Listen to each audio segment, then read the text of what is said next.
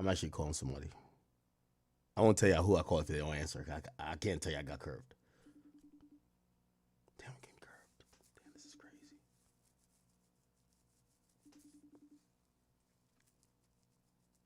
Let me take a screenshot though.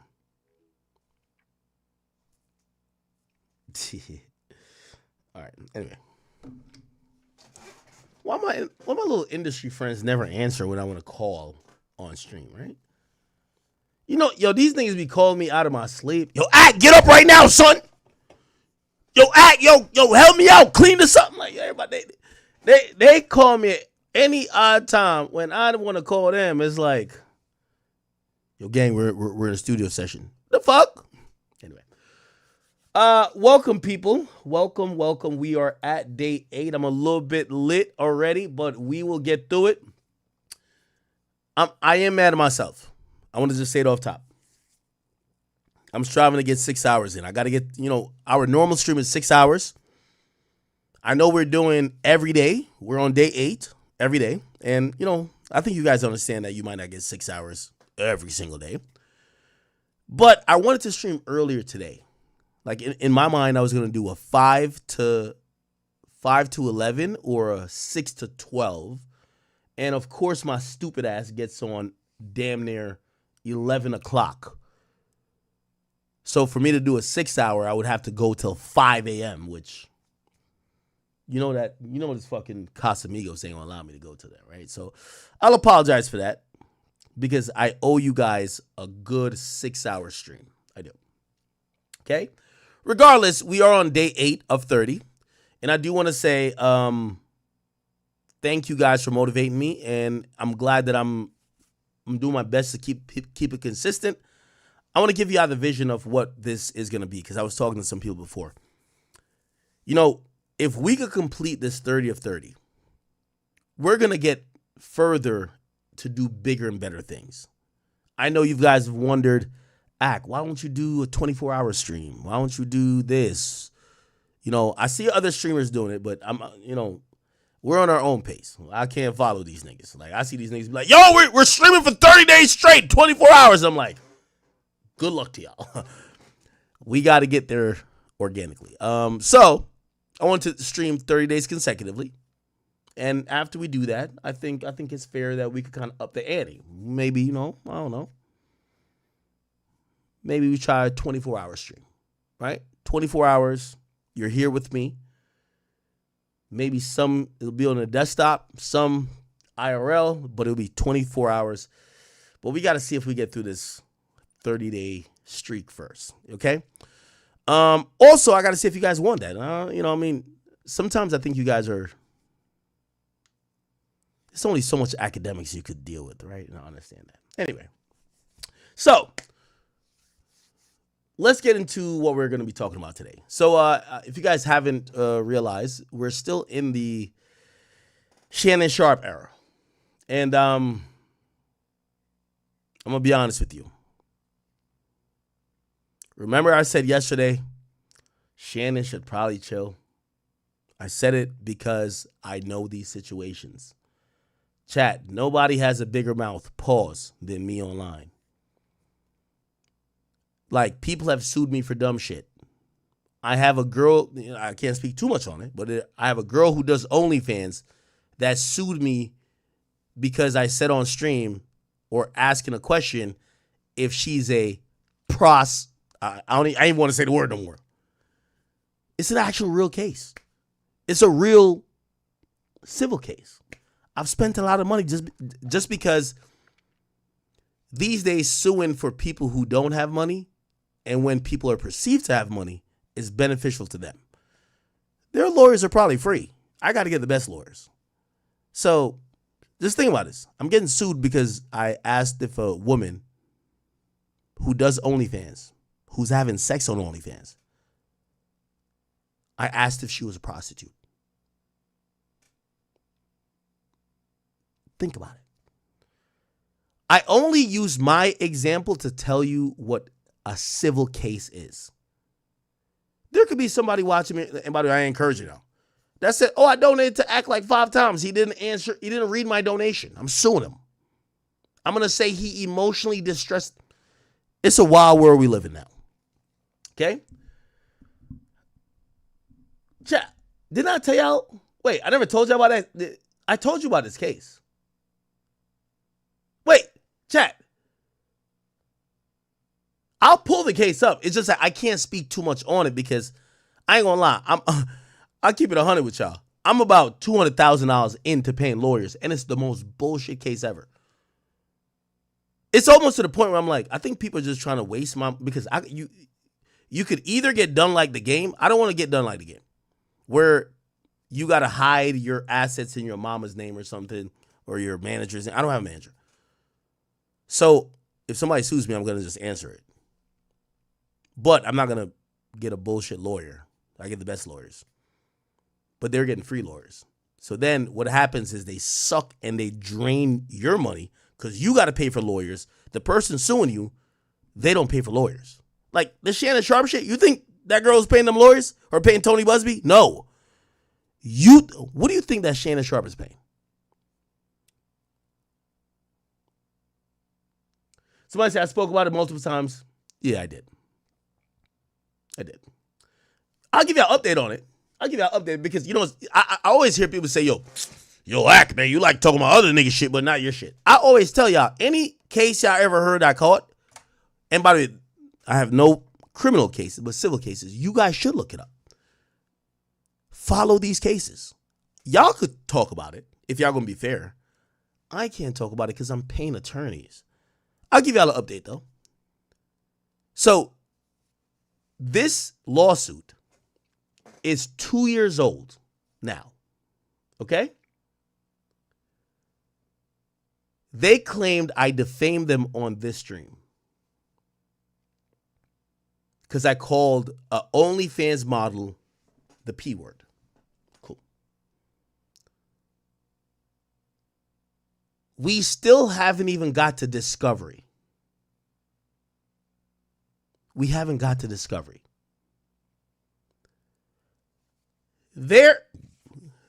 So at first, they tried to get a default judgment. That's what they do against all these entertainers. Don't you see like these cases where you hear Blueface or Blueface millions default? Let's look at that. Blueface hit with a default judgment. Then we hear another one about 6ix9ine. Look, 6ix9ine default judgment. So a default judgment, his got reversed. Default judgment is when you don't respond. So when you get to a place like where I'm at, and unfortunately, like you become a target, and I get it, because I'm not a victim. I'm the nigga who shows off the mansion, the Maybachs, the Lambos. I get it. So people are like, he got some bread. I get it. They only target people they think have money, right? So I'm not acting like a victim. But the point is this. So I respond to these lawsuits. That lawsuit in question, the woman and her legal team that's doing it for free because they Googled me and probably Googled academics net worth and like, oh, we can get that money. They know they have no case. Defamation is a really hard thing to prove. Okay? And what I mean hard thing to prove is it's not that it's hard to prove someone defamed you. It's hard to prove that you being defamed cost you opportunities and you should be awarded some wild amount of money. Okay? Now, granted, like for example, if the president of the United States says academics is a serial killer, and now everybody doesn't want to work with me, YouTube bans me, everybody bans me, I have a good case. I could get a lot of money from that. Why? That's my livelihood. I'm already getting millions from these platforms. And if they all ban me, I could look to that to say you cut off all my financial shit. These are like some bum ass hoes randomly. I'm just talking about everybody. So when they say they're getting defamed, it's like, what did that person saying that you got to prove damages with a defamation. So anyway, I'm saying this to say, which by the way, this is the only thing. I love when people cover any drama I'm in. I hate when they don't cover all the way. So I'm going to give you all an update on one of my cases. It's 2 years old. This case is in New York court. It's a woman who claimed she thought she was flying out to see me. She never saw me. She hung out with someone from my chat, AJ. She never saw me a day in my life. We talked about that situation on stream. I don't want to get into the details of that, but I was interviewing AJ, and I asked the question. I said, well, and I used a word or a phrase to describe what I thought was the action. She ignored everybody else and only sued me. I've never met her. Think about this. I just want to I want to show you what celebrity life is. I've never met this woman. I didn't fly out this woman. I spoke to her once because she was confused when she came to New York. She claimed she thought she was meeting with me, and I was like, I never talked to you before, woman. But because I talked about it on stream, she's suing me for defamation. I've spent $200,000 on it. She's probably spent zero because her lawyers are doing it for free. The reason why I'm using me as an example is because it's going to lead into the Shannon Sharpe shit. I'm being mad transparent. And I'm also giving an update on my situation. When this woman first came to me over 2.5 years ago, she came with a plan with her lawyer. And again, it's important that I use my situation that y'all know I'm not talking out my ass when I'm covering these shits. Because I had to pay the bread, and I still pay the bread. They just hit me right now saying, hey, I want to get into lawyers. So they're like, hey, you got to refill the blah, blah, blah, blah, blah, blah. We need like $8,000. To this day, I still got to pay the lawyers. Or they're going to be like, all right, we're going to withdraw and you get another lawyer. I got the best lawyers. Anyway, here's what. So over 2 years ago, this woman and her lawyer approached us right before Christmas and said, we're going to sue you for defamation. But we're suing your friend, who's a chat nigga, AJ. And we're suing him for revenge porn. We're going to just put all y'all in a lawsuit. They approached me to say, Ack, do you want your name being associated with... Now, the defamation is one thing. But she was accusing AJ of revenge porn. But because she was suing multiple people, my name was going to be attached to it. So basically, by the way, to this day, she hasn't sued AJ. She's only sued me. Basically, it was just like, do you want your name being attached to this allegation? Remember, I never met this person.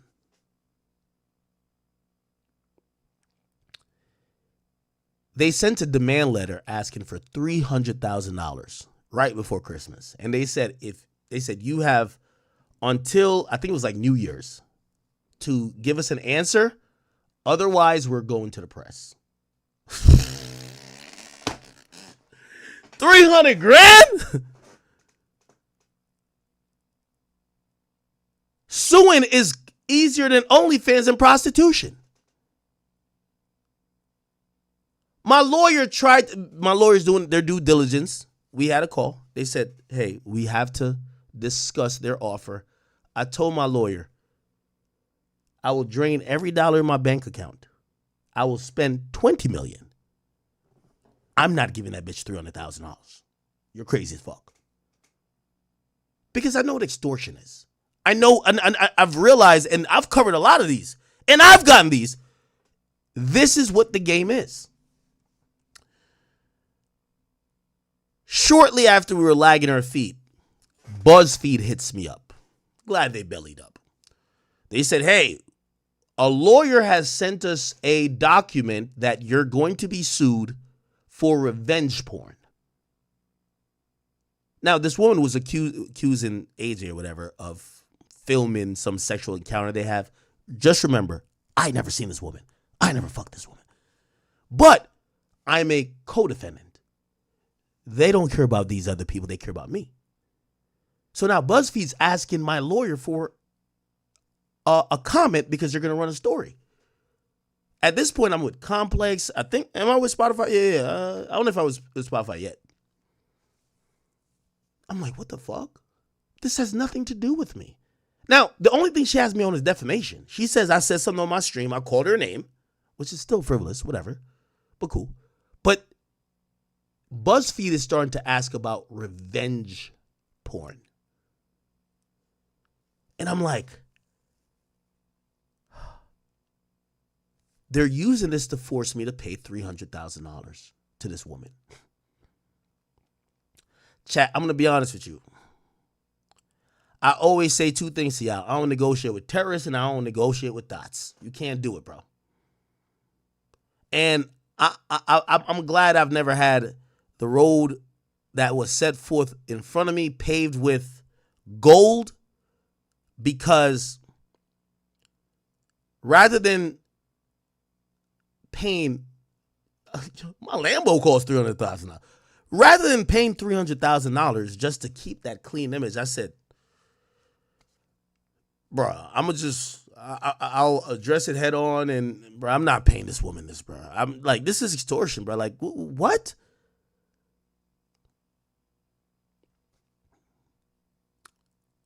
Let me give you the update. As I said, this was 2 to 3 years ago. We're in 2025. I think this was 2022. Chat. In 3 years, we haven't even got to discovery. They have 0 case. They have appealed the fact that they claimed they served me at my house, but I wasn't at my house. I was going back and forth to Miami a lot that time. I never seen the lawsuit. They claimed that some person walked up to the crib. I'd never seen it. I was in a different state a lot. And I have also headquarters that I also frequent because I think I was on a contract to do podcasts there. They don't want to go to trial with me. You know why? It's not a case. It's a stick up. So for 3 years, I've paid $200,000 for lawyers that have literally all they've done. Like my lawyer, so the latest update, my lawyer just came back and said, we just had an oral argument in appellate court. I said, what's an oral argument for? They claim that the first judge that said they wouldn't grant they wanted a default judgment. So when you see this shit like this, $9.8 million, that's a default judgment, which means you ignore the lawsuit. They wanted that on me, but I got my lawyers, and my lawyers said, hey, no, we're responding. They don't have a case. They don't want to go to trial with me because it's a stick-up. For 2 years, and New York courts are very slow. It's in New York Supreme Court. Y'all can go look it up. Y'all know my name, Livingston Allen. Go look it up. But you got to go look up the appellate. The actual court hasn't ruled in a year and a half because they're appealing the fact that the judge, because they were about to put in one of these, it's called a default judgment, and then the judge says, oh, shit, his lawyer responded. No. The court system isn't meant for, oh, we sued you, but you didn't hear about it, so we're going to pay you this. No, we want to know the facts. They appealed it, and finally, there was recently we had an oral argument, which is later going to lead to that judge making a decision. Chad, and I'm not even speaking out of turn. The legal system isn't meant to be manipulated like this. But I'm just trying to tell you, and I'm giving you a real perspective of bullshit lawsuits that cost niggas money. Okay? No matter, even like, I'm very confident that this is going to turn out favorable for me. It's a bullshit thing. Sure, you do OnlyFans, and you said I called you a P word, and that defamed you, that ruined your life, and how? But here's the thing. I'm out of $200,000. The only thing, there's something called an anti-slap law. I could try to get my legal fees back from her. She don't got $200,000, I think. So it's like, what do? You just sit there and you're famous and you got money and people get to pick at you. That's the reality of what lawsuits are. And I know that.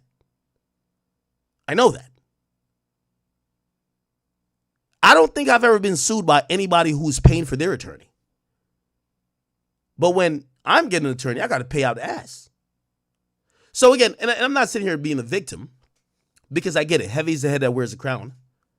It's big act, not the little one. It's all good.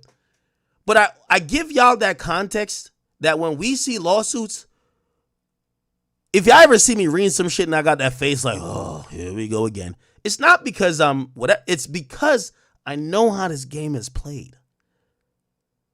It's a slimy game. How you sue a nigga for this shit been going on for 3 years? You got to realize these companies, like I got a good law firm, they bill hourly for anything. They'd be like, hey, we sent 2 emails. We had to consult this expert. We called the court. And they're like, they're sending you an invoice. You're like, what the fuck? $800 an hour for this guy? $800 an hour for this woman?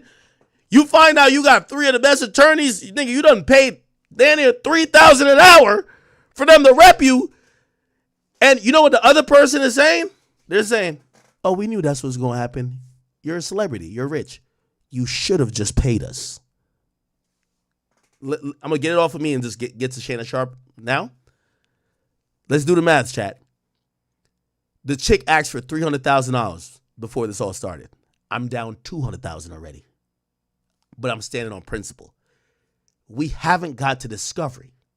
If we haven't got to discovery, we ain't even get to, they were trying to force us into like mediation or what's called, so like in New York, there's so many cases, they're forcing select cases into mediation to say, try to work this out without getting to court. As soon as we got there, I forgot, did they ask for some money? My lawyers came and tell me, and I said, yo, man, stop it, bro. You think I paid y'all $200,000 to go give them more money? Fuck no, we're going to trial. We got to go to trial. But here's the point.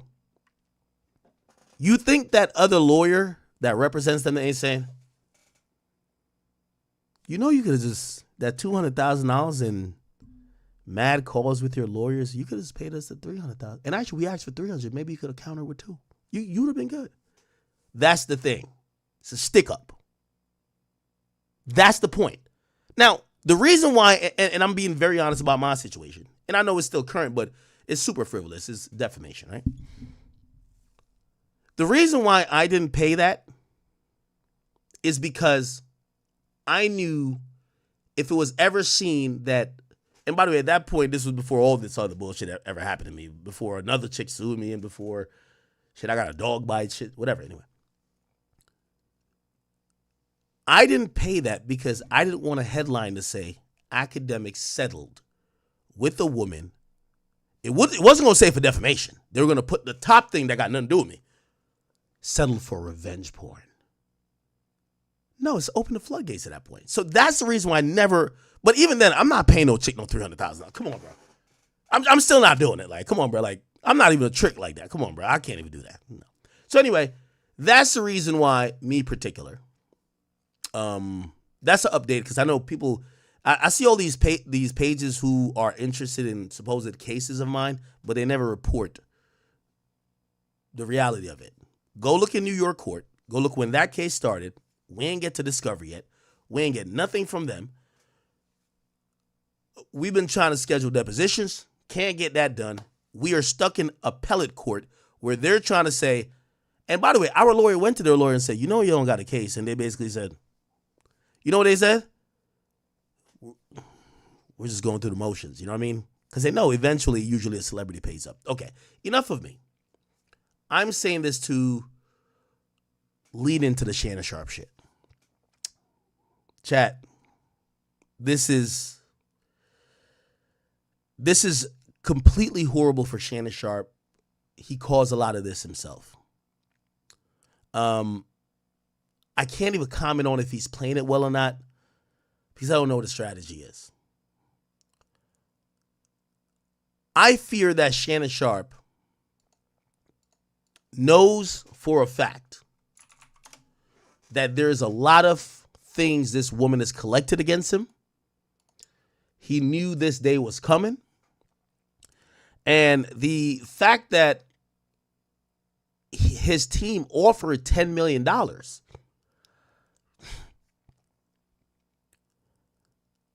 makes me feel like he in particular knows she's not just bluffing.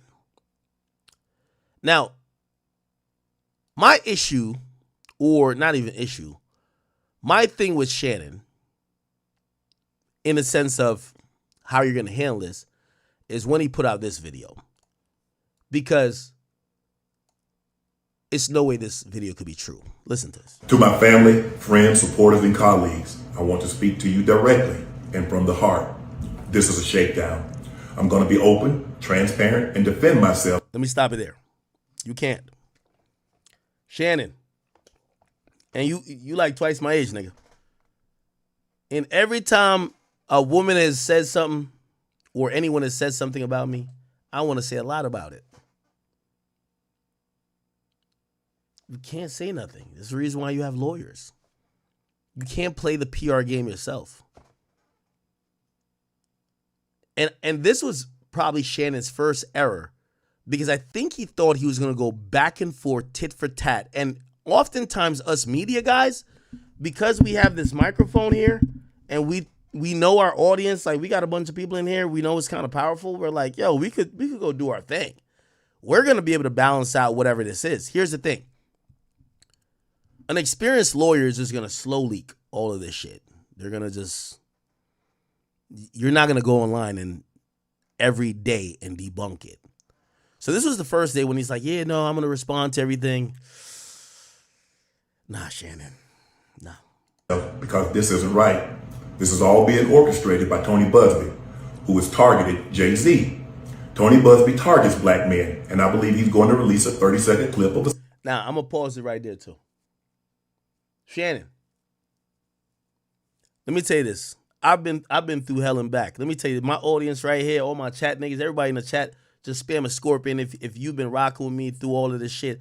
Y'all have seen me in some of my deepest, darkest moments. Y'all have seen when everybody was turning their back on me. Y'all have seen when people were kicking my back, and you've seen when people were cut my throat. They were stabbing a knife in. They were trying to put me in my casket. Y'all all have seen it, and y'all have been there for me. I love you guys so much. All my chat niggas, please. I just want to see a scorpion right now.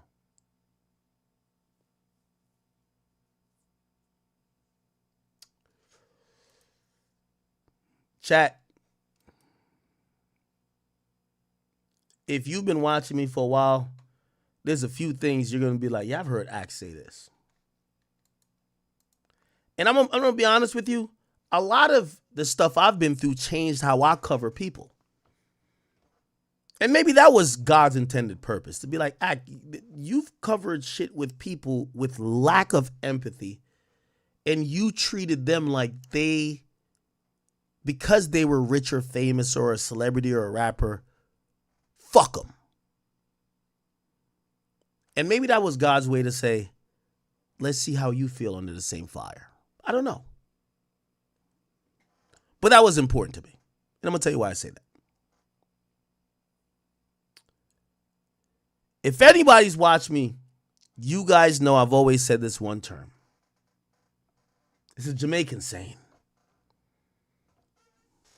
When y'all dig a hole, make sure you dig two. I'm going to put that in English. You probably should understand it. When you're digging a hole, or you're digging a grave for someone, always dig two. Dig one for yourself as well. It's a lot of people who enjoy being on one side of the gun and expect that they'll never be on the next. You know, the most people who indulge in shooting or trying to kill people end up dying by a gun. That's just how things happen. So that term, when you dig a hole, make sure you dig two. And I'm not going to say this is, I don't want to do the karma, nothing like that. But it's interesting when you hear Shannon Sharpe say that. Shannon Sharpe, whose tone now is Tony Busby attacks black men. Look what he did to Jay. Look what he did to me. I want to bring this up, chat. You want to know the irony and the silver lining all in between this? Tony Busby was the lawyer that represented the majority of alleged assault victims of another NFL player. That guy's name was Deshaun Watson. Tony Busby, an attorney representing women who filed lawsuits against NFL player Deshaun Watson, alleged sexual misconduct and blah, blah, blah. Okay? Watson has settled the majority of the lawsuits, with Busby confirming that 20 of the 24 were settled. Busby represented them. Remember I said, when you dig a hole, make sure you dig two. Check this out. Deshaun Watson, Shannon Sharpe.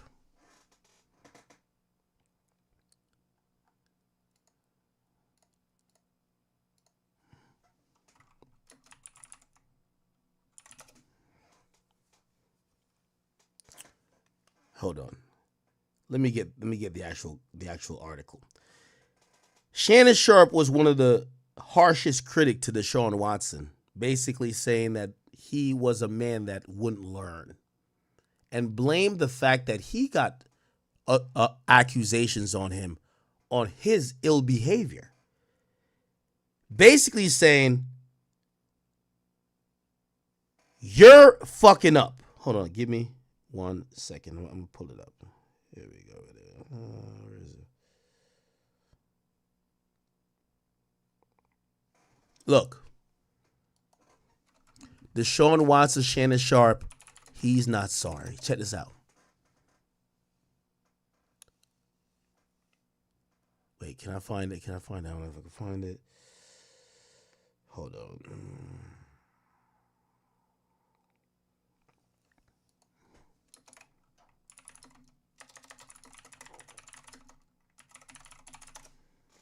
Okay, I had that in news. Oh, we got to find here.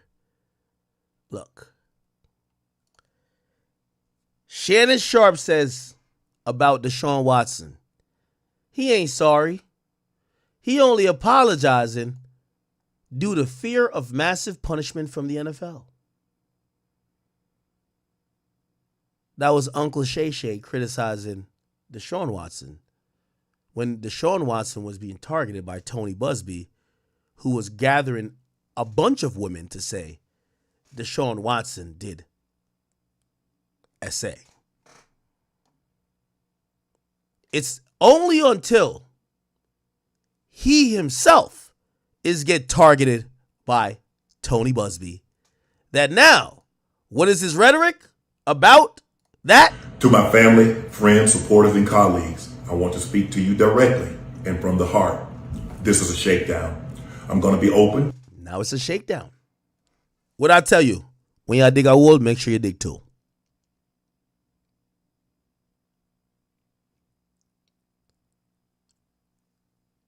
The demeanor you had to Deshaun Watson about the same lawyer who sued him.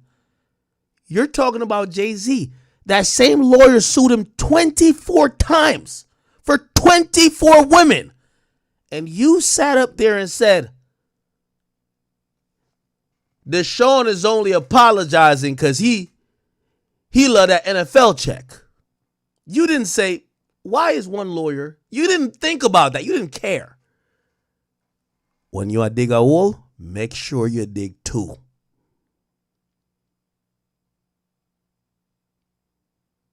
It's only when you got targeted by that same lawyer. And you ain't get targeted 24 times. You got targeted once. Your narrative out the gate is he targets black men. You didn't give Deshaun Watson that grace, did you? Transparent and defend myself because this isn't right. This is all being orchestrated by Tony Busby, who has targeted Jay-Z.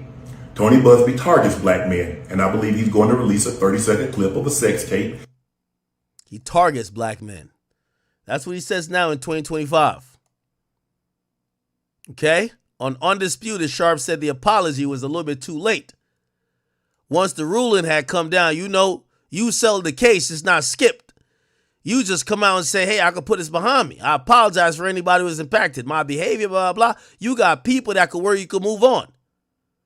He then said,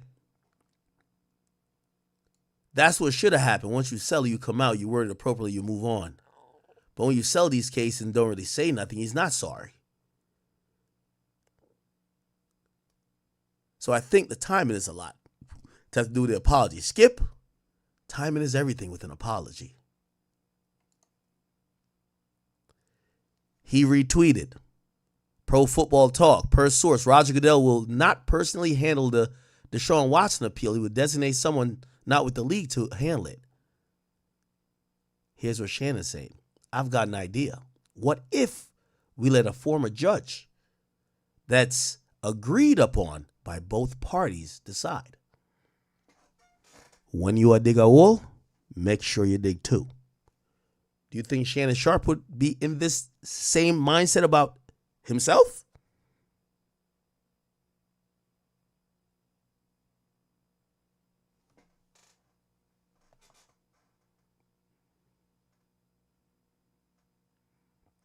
You see, it's easy to sit up on a soapbox and point the finger. And rules for thee doesn't happen to be rules for me. That's how a lot of people treat it. And I get some of y'all might be like, no, it's a little bit different. There's like 24 of them. They're represented by the same lawyer. Also, at that point, Deshaun Watson already got like a big contract. You were in talks for a big contract.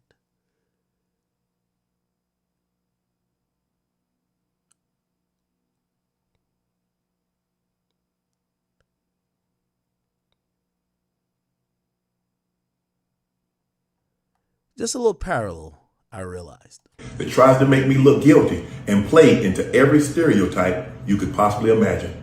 That video should actually be 10 minutes or so. Hey, Tony. Let me tell you this. Let me keep saying it. When you dig a hole, make sure you dig two. Metro Boomin out of his sheer hatred for me when there was this eruption of news and media outlets reporting Ack is getting sued. Metro Boomin retweeted that same very thing. It caused me to basically go off on him. Said, shut your bitch ass up and go more, nigga. You notice you haven't heard you haven't heard Metro Boomin say nothing else since Metro Boomin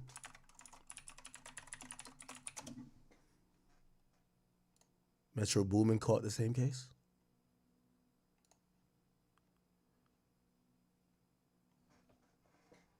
When you dig a hole, make sure you dig two. Trust. I'm a living example too. I've sat up here and I've covered many different situations. Lacking empathy. These days, I have a much more nuanced look at things. Because before, I was acting like I was an angel. And what I mean by angel, like, well, only the really guilty people get accused of that. I would never get accused of some shit like that. Just remember. Let's keep it going. Tony, instead of releasing your edit, put the whole video out. I don't have it, or I would myself. Now, he's talking about a sex tape. By the way, I think this is a very bold, and we're going to get into like strategy here. We're going to get to Stephen A. giving some commentary, Jason Whitlock. We're also going to get into Shannon Sharpe also realizing that not everybody's happy for this little Uncle Shay Shay, you're really lit image. They're gunning for you, my brother. ESPN, Pat McAfee, had Paul Heyman on his show, and they ridiculed this nigga for about 90 minutes about the fact that he's being accused of this. Imagine I'm working at Complex and I'm carrying the heavy load in terms of trying to bring people in and entertain people. Some person accused me of robbery. And then I look on the station and other shows are clowning me about robbery. They're kicking your back in. Shannon's learned an important lesson right now. But we ain't get there yet. So this was when Shannon says there's a 30-second sex tape they're going to release, but I ask you to release the whole 10 minutes. Now, this got to be him trying to put their lawyer in a trick bag. They can't release a sex tape. Like, if this sex tape, quote unquote, is detailing a crime, I'm pretty sure that leaves some legal liability, right? But he's requesting that the sex tape gets released. Why is he doing it? He's clearly doing it because he's trying to prevent what they're doing now. Tony Busby and his lawyer has a daily strategy. Every day they leak a little more. They leak some shit today. We ain't get there yet. We leak a little bit more. Because if you think it was only the first media blast, you forgot Shorty been recording for a long, long time. Also, I do got a question. How the fuck does she has a sex tape of Shannon Sharpe? Men, are we allowing you? I don't know. Y'all tell me how y'all get down. You let your girl record y'all sexual encounter? That seems a little cuckish to me. But whatever. I digress. Maybe that's how you get down. Let's keep it going. So, you know what happened, and you're trying to manipulate the media. The encounter in question took place during the day at her invitation, and now that appears to be a deliberate setup, coordinated by Gabby, also known as Carly on OnlyFans. Gabby and Tony Busby want $50 million. What they're getting is sued for defamation and trying to take me down. My career is all about real talk and honesty. I know my family and fans know exactly what this is about.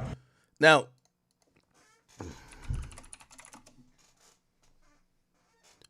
when y'all dig a wool, make sure you dig two.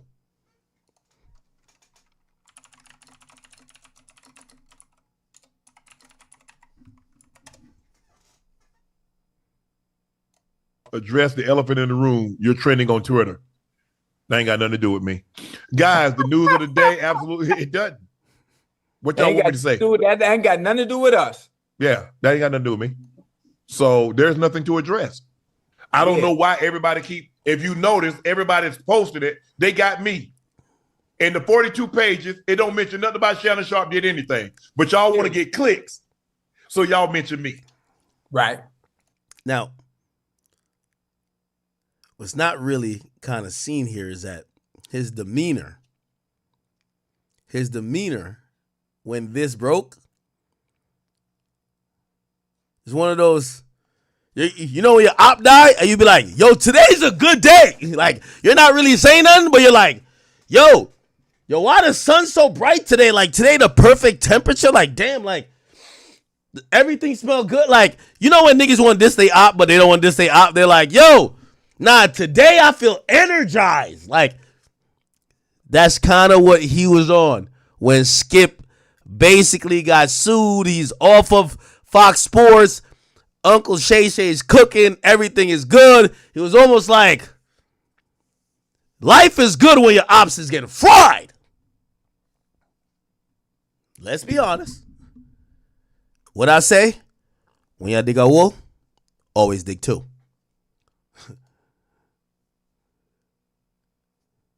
He's getting hit with 10 times the allegation that Skip even got hit with. Skip ain't get to fuck. He was fucking. And I'm going to be out there telling you whatever I need to say, just like I always do. I love all you guys. Thanks. Okay. So that happened. Now, it's clear this woman, and I would probably say between December 2024 and January 2025, she knew this wasn't going to last anymore. And she was recording conversations to try to use later or try to figure out what to do with it. Did she know, yo, I could go get with a lawyer? I don't know. But she was kind of like cataloging all these things. So some new audio did come out today, chat. And it's a new audio. Remember the audio that got played yesterday? And the audio basically was saying, he's saying, let's go to the audio from yesterday. Give me 1 second.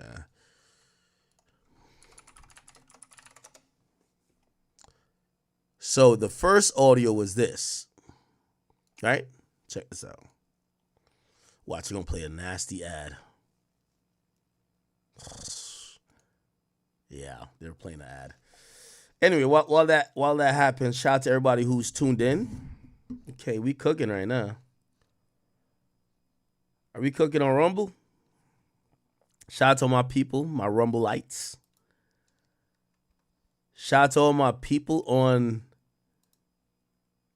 TikTok. Oh, we cooking over here. Chat, we got to get to like 40,000 likes on TikTok. I ain't going to hold you. Y'all are playing around. Okay? All right, sorry. So this was the first part of the audio they leaked yesterday. Like,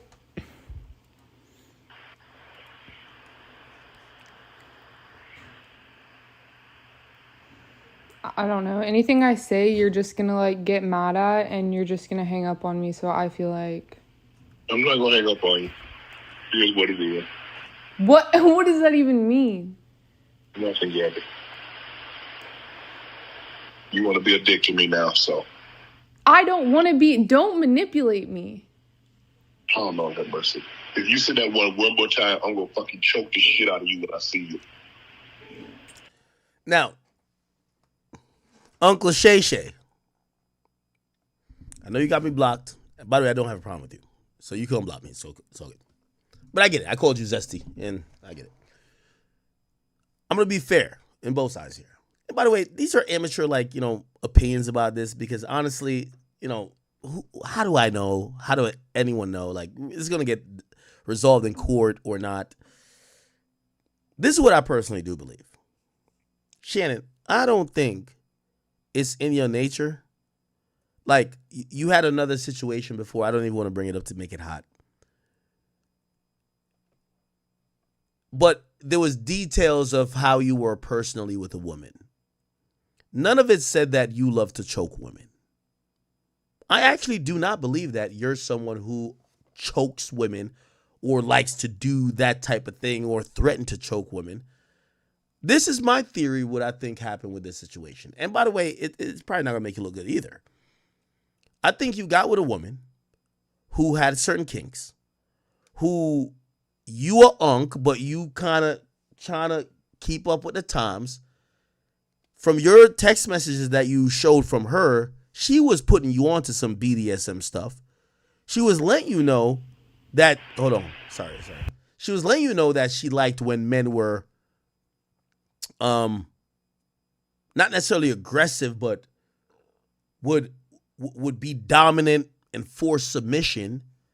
And she reveled in the idea of being choked in sexual situations. I didn't see anything that said she liked being choked in non-sexual situations, but she liked when you exerted your dominance. I personally believe that she expounded this idea to you that, and this might be you carrying it too far, that you thought, hey, I'm choking her all the time when we're having sex. That's like one of the favorite things. Like, she likes when I take control of her. That when you are upset at her, you felt it was appropriate to use the same lingo. Not saying that you did it, because, again, trust me, this is a light, bright chick from Spain. If he really choked her, you know goddamn well she would have had, if she's recording the phone call, she would have took some pictures of her neck with fucking bruises if he was really choking her. That's what I think. I'm an amateur here. I'm going off just like, I think I know people a little bit. So I think his conversations with her saying, yo, I'm going to choke the shit out of you, is him kind of relying on that dynamic where he exerts his dominance over her sexually that she likes. I don't think because again, how she got everything else, these chicks would come with a black eye, bro. They would have posted a picture of her with a black eye or, and by the way, I'm going to caution myself because maybe that's to come. But right now, we don't hear none of that.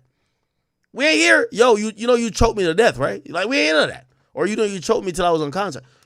So, the point what I'm trying to say is that I think Shannon, in my opinion, was using certain language with the woman that he felt, because of their kinkiness, was appropriate to establish, even outside of just the bedroom. I'm upset with you. I got to discipline you, or I got to put you in line. I'm going to choke you. Again, here's the problem with that. That reads all the way wrong when the court of public opinion is reading it at 3 p.m. They're sober. They don't give a fuck about your dynamic. Yes. And that's why I think they feel like they've hit the mother lode, because they have these audio that Shannon is trying to defeat by saying, Here's all the messages. Yo, Shannon sent us so much messages. You know all those messages I read last night was from Shannon, right? It's not her release. It's Shannon.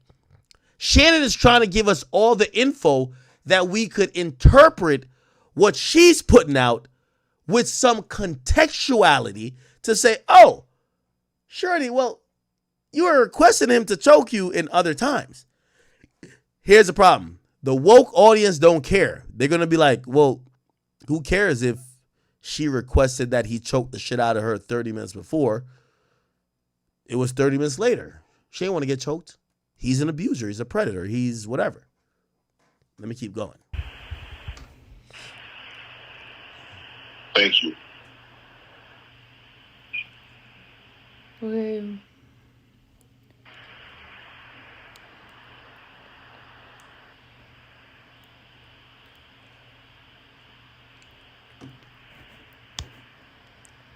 Well,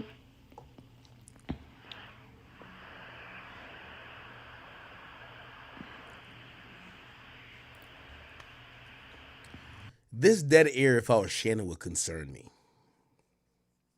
It would concern me.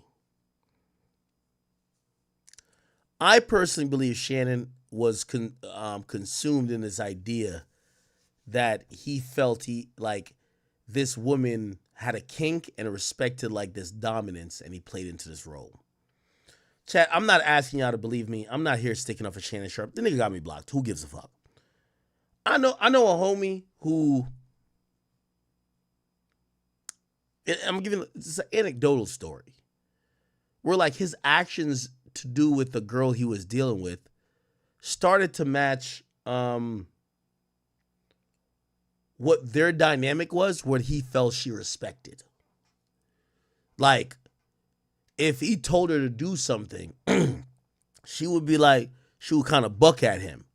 But if he said, yo, you better do that or I'm going to slap the shit out of you, she did it. And anytime I was around that, I was uncomfortable. Because I'm like, whoa, why y'all talking to each other like that?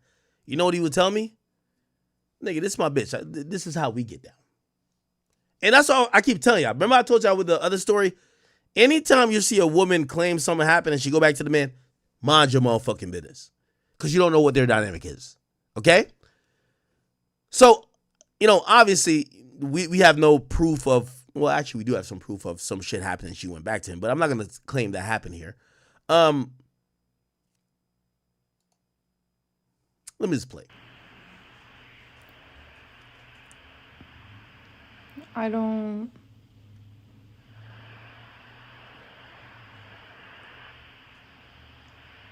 You know what? Well, I don't want to be choked. Yes, you do. I don't think you have a choice in the matter. Now, I'm going to be honest with y'all, chat. I'm going to be honest with y'all, chat.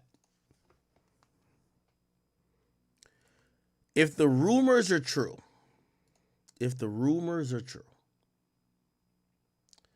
I already told y'all we don't negotiate with thoughts and terrorists. Two people we don't negotiate with.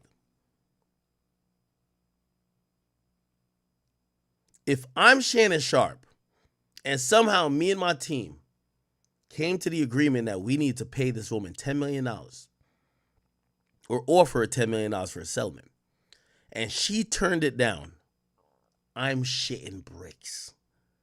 $10 million she turned down? I have to imagine she has the mother load.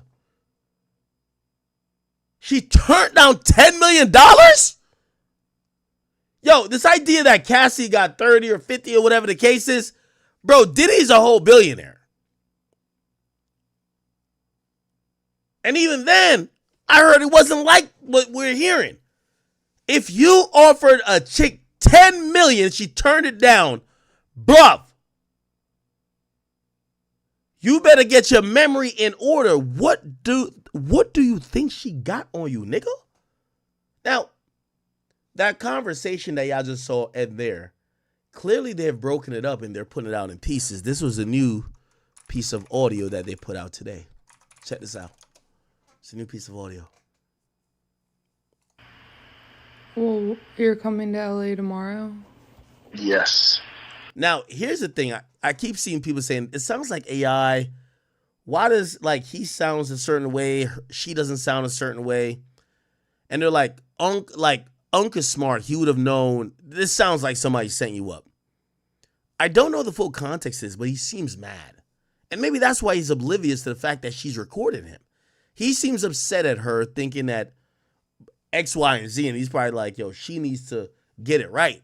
So he's oblivious to some of her, like, her tone is very, like, white noise-ish, like, kind of like dead, almost like soulless. But he ignores all that. Well, you're coming to LA tomorrow? Yes.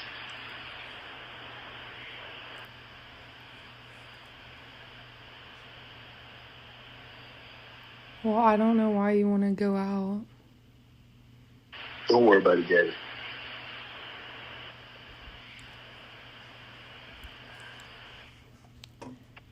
Well, okay. Okay, what? Now, Shannon is as green as they come. And by the way, I'm green too. But when I say he's green, it's not dealing with women. It's him thinking that he could speak any way he wants to on a recorded, like, I'm gonna lie. When I text somebody, I think it's gonna be in court. All my texts, I feel like they're gonna be in court. Even on calls, I talk like it's tapped. So, like, when he's talking like this, I'm like, oh, Shannon must be green or really think that this is some old school shit. Well, I'm not really interested in getting choked, so I guess we're going. Yeah. I might choke you in public. Now, chat, and it's okay. You know, we have an amazing audience here. Sometimes I'll be like, nah, you tweaking. This is what's happening. That comment, oh, I might choke in public. I personally believe that Shannon old ass Shannon leaning into these kinks she has where she's probably most submissive when she's in a sexual situation with someone exerting dominance. So he's trying to do that. I don't think he's really saying that, oh, I'm going to abuse you. I think he thinks that's, you know, you ever had a woman tell you, this is like a new age shit chat. A woman would be like, my love language is designer. You're like, what? My love language is gifts. These chicks have all type of decorative ways to tell you they're selling vagina. My love language. What's your love language? My love language is Zells. What does that mean? That just means you're a fucking prostitute. My love language is this. Like, what are you talking about? Okay? So, I personally believe that they have a kink language here. You know what I'm saying? So I guess we're going. Yeah. I might choke you in public. And right there, I feel like he feels he's scoring some brownie like, yo. Because here's the thing. If you read the text messages, he actually seems like he doesn't want to be with her in public. But he says to her on the phone, I might choke you in public. Why would he say that? You get it.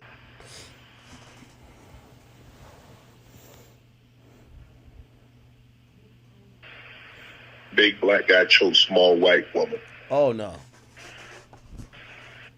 Hold on, Chad. Yo, this is my next drop. I need this as my next drop.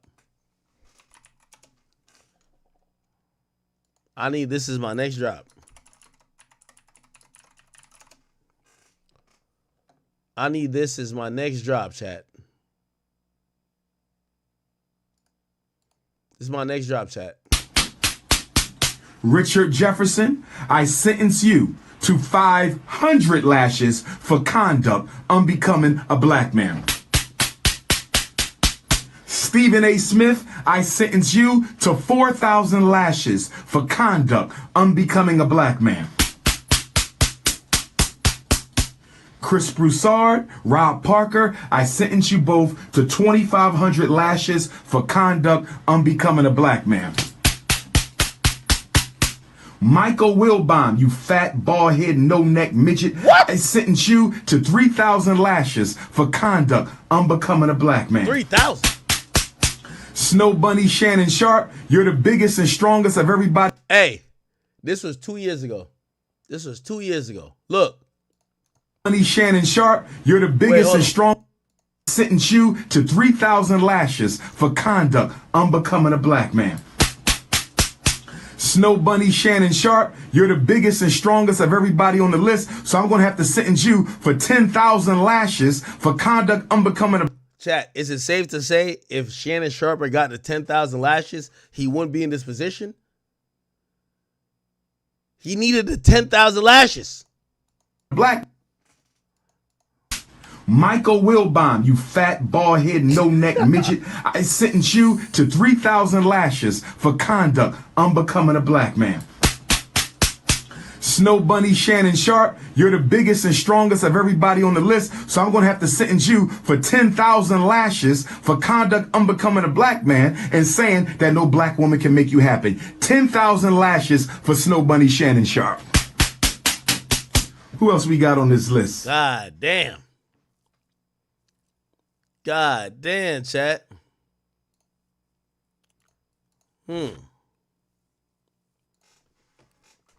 Dr. Umar, Shannon Sharpe, lashes. Like, he was talking about this a while. This was years ago.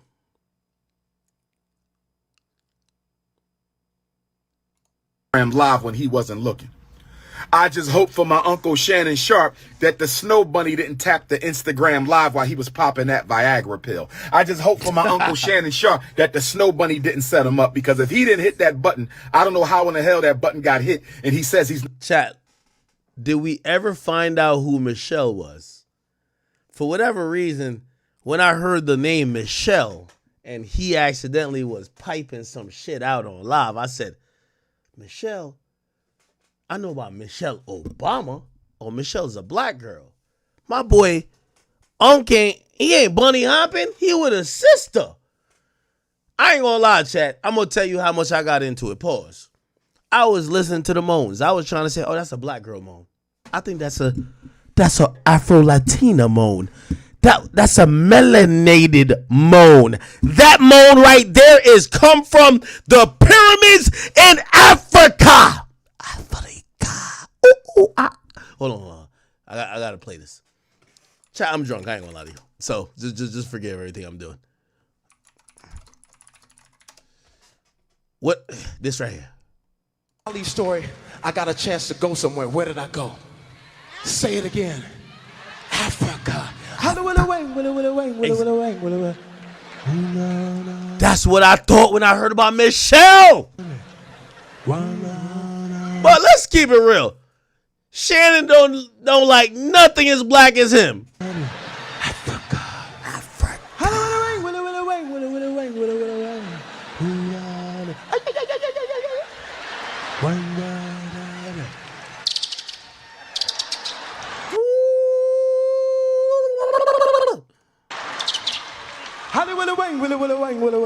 That's what I was thinking with Michelle. I'm like, oh, he got Michelle. I'm like, she probably eating that jollof rice. She one of the real ones. Now I'm thinking, I'm like, yo, Michelle was probably an albino white woman. Like, what the fuck? Here we go. Ain't got no fan. When they smell me with all my cologne, There we go. millions and millions of flies. What? I think other flies from other countries go vacation in Africa. Nah, you went crazy. Bitch. You gotta be careful though. Gotta be careful. You gotta be, because they have AIDS over there. So What? No, this is some old school shit. Hold on. Hello. But they weren't worried about your social status and who you was with. They were just there to have a good time. And all of a sudden they did this dance called Kuduru. Nah, this is a classic stand, by the way. You guys should watch it. Anyway, let's get back to it. Never been on Instagram Live. Uncle Shannon Sharpe, the greatest tight end in NFL history, he said he never been on Instagram Live. So if Unc never been on Instagram Live, how in the hell did Instagram Live go on? It was either the white power structure or he was snow bunnied. It was either the white power structure or he was snow bunnied. It was either the white power structure or Uncle Shannon Sharpe was snow bunny. But I'm going to say this to Uncle Shannon and the rest of you ninjas out here. Stop popping them Viagras. Oh. All you have to do is go to the health food store. Listen to me, black man. I'm about to throw you an alley-oop. What? Listen to me, black man. I'm about to throw you an alley-oop. Yeah.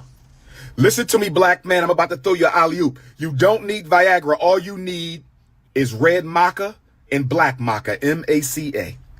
I don't know what this nigga talking about, but I'm ordering food off DoorDash right now, Chad. I ain't gonna hold you, bro. I'm about to get lit. I might have to order some, I don't know if it's a pizza or some shit, because we got to keep this shit going. Chat, y'all want me to cut stream early tonight because I'm drunk, or y'all want me to keep it going because I just got to order some food? I'm ordering some food right now. Dan.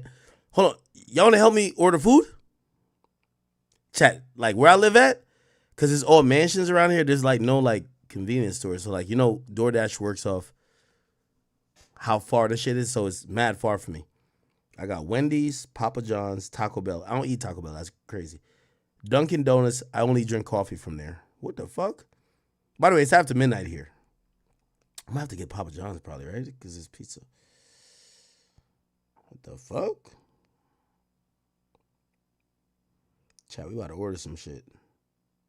Burger King still open? I'm not trusting no burger made at Burger King after midnight. That's crazy. Wawa, 7-Eleven. That's crazy too. Y'all got no fucking like options in here. I think I'm gonna order pizza. Quick check. Goddamn. Old Baccarat? What the fuck is that? They think I'm like Muslim or some shit? What the fuck? I don't eat that shit. I don't know. Trying to figure this shit out. All right, I'm getting pizza, bro. I ain't even gonna hold you.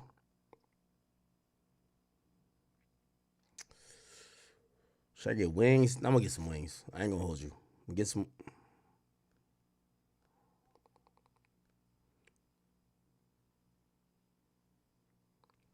Yo, chat, I don't even know how y'all watch me stream, because I be just doing bullshit. Nigga, I'm over here ordering pizza. So I ordered 6 wings from 6 Buffalo Wings. What else I'm about to order? You see, I got to order shit that if I don't eat, my dogs eat. If I order pizza, they're not about to eat the pizza, but they'll eat the wings. Yes, I feed my dogs hot wings. They're gangster. What else? I'm going to get a small pizza. Word 2.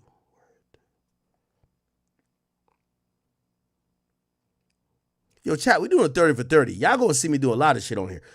I got to get y'all geared up, because when I do a 24-hour stream, y'all going to see a lot about me. I don't know if y'all want to really know and tap in with Act. Like, I'm a little bit odd.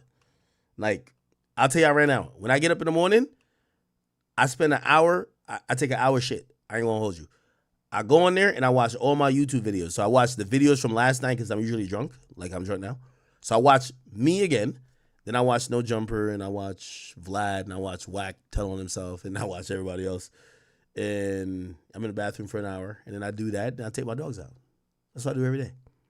So if I do a 24-hour stream, y'all gonna see that shit. The cameraman gonna be in the bathroom with me. Nah, pause. That's gay. No, yeah. Oh, we gotta talk about Ye. Okay, let's get pepperoni pizza. Fuck. I don't eat pizza like that.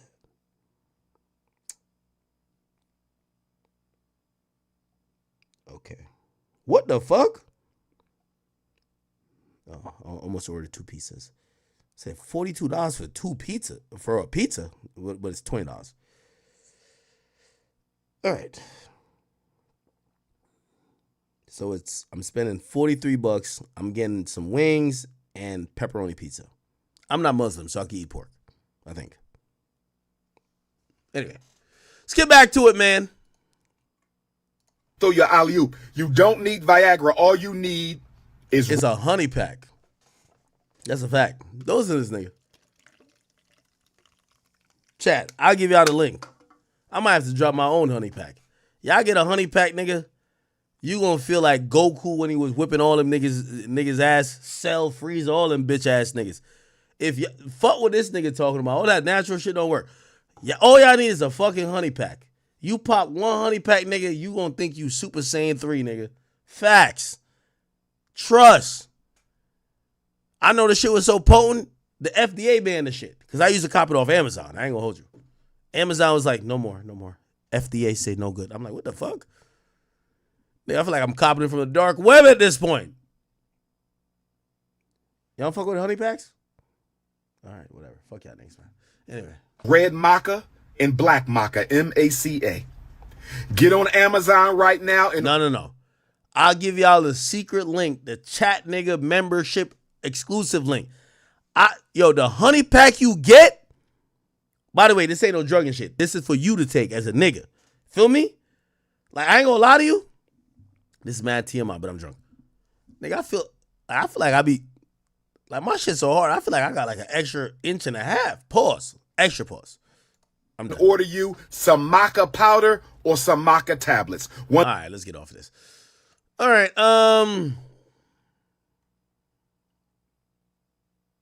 Dr. Umar. Okay.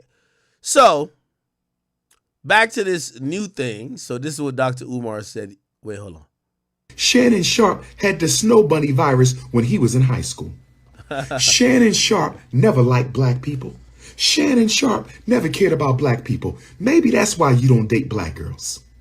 So you don't date black women. You've abandoned black women. And although a HBCU is responsible for making Shannon Sharpe who he is, shout out to Savannah State. And now that a HBCU is responsible for making Shannon Sharpe what he is, he wants to turn his back on Savannah State and tell the whole world that I never wanted to go there. Shannon Sharpe, I heard he got caught on the live banging out a snow bunny. We not gonna talk about. Wait, Michelle was a snow bunny? Uncle Shannon Sharpe, I heard he got caught on the live banging out a snow bunny. We not gonna talk about Uncle Shannon Sharpe being snow bunnied on Instagram Live. We not gonna laugh at our brother. We are not gonna laugh at our brother. I just hope that Shannon Sharpe, that the snow bunny didn't tap his Instagram Live when he wasn't looking. I just hope for my. Yo, low key, I feel like they did. Yo, I feel like Michelle was trying to set Shannon Sharpe up. I think Shannon Sharpe. Yo, listen, I'm green, but Shannon Sharpe green too, bro. I knew Shannon was green when he said, I don't even know how to go live on Instagram Live. So how did this happen? Shannon, you were drunk, she was drunk, nigga. She turned the Instagram Live on, stupid. Shannon was green. You ever heard Shannon talk about it? Look. He explains the IG Live. He said he never went on IG. Oh, no. He said he never went live on IG Live before. Here we go. Came in, I threw my phone on the bed, gazed in an activity. I did not know IG Live. I've never been on IG Live. I've never turned IG Live on. You ain't never turned IG Live on, but it went on. Shannon been green as fuck. It was all. Listen, I'm green too. So I'm not. Listen, we're both green, okay? Shannon's so stupid. He said he don't even know to go on IG Live, but it went on IG Live. He don't realize she put it on IG Live. That's why the new girl ran to play on him. She like, wait, you don't know how you went live? He like, no, listen to your skip.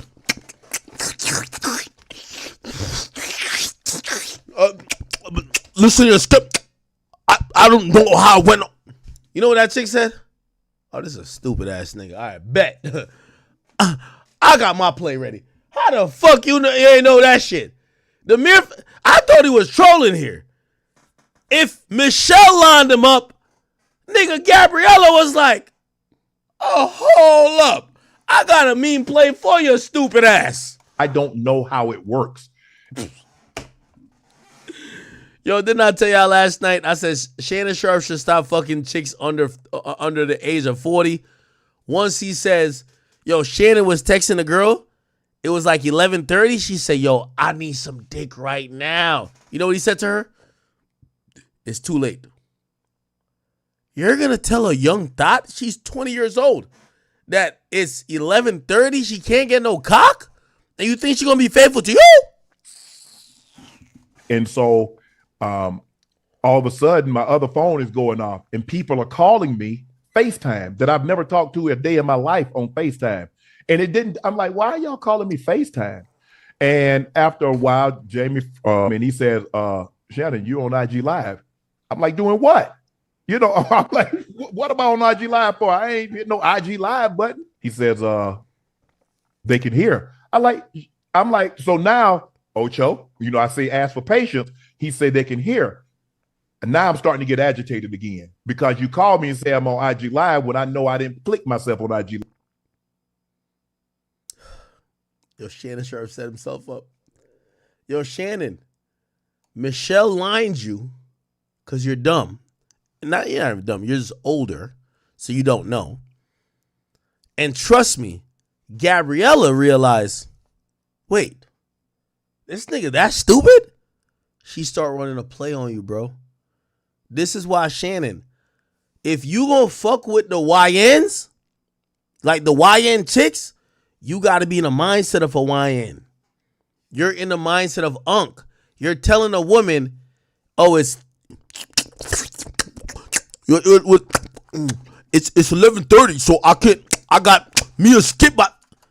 If you telling her you can't fuck her at 11:30 because it's too late for you, you too old for this shit, bro. These bitches are fucking YNs at 4 o'clock, 5 o'clock, 6 o'clock. Shannon didn't know they were running a play on him. We're in 2020 hindsight. I'm green too. I'm not acting like I'm better than Shannon.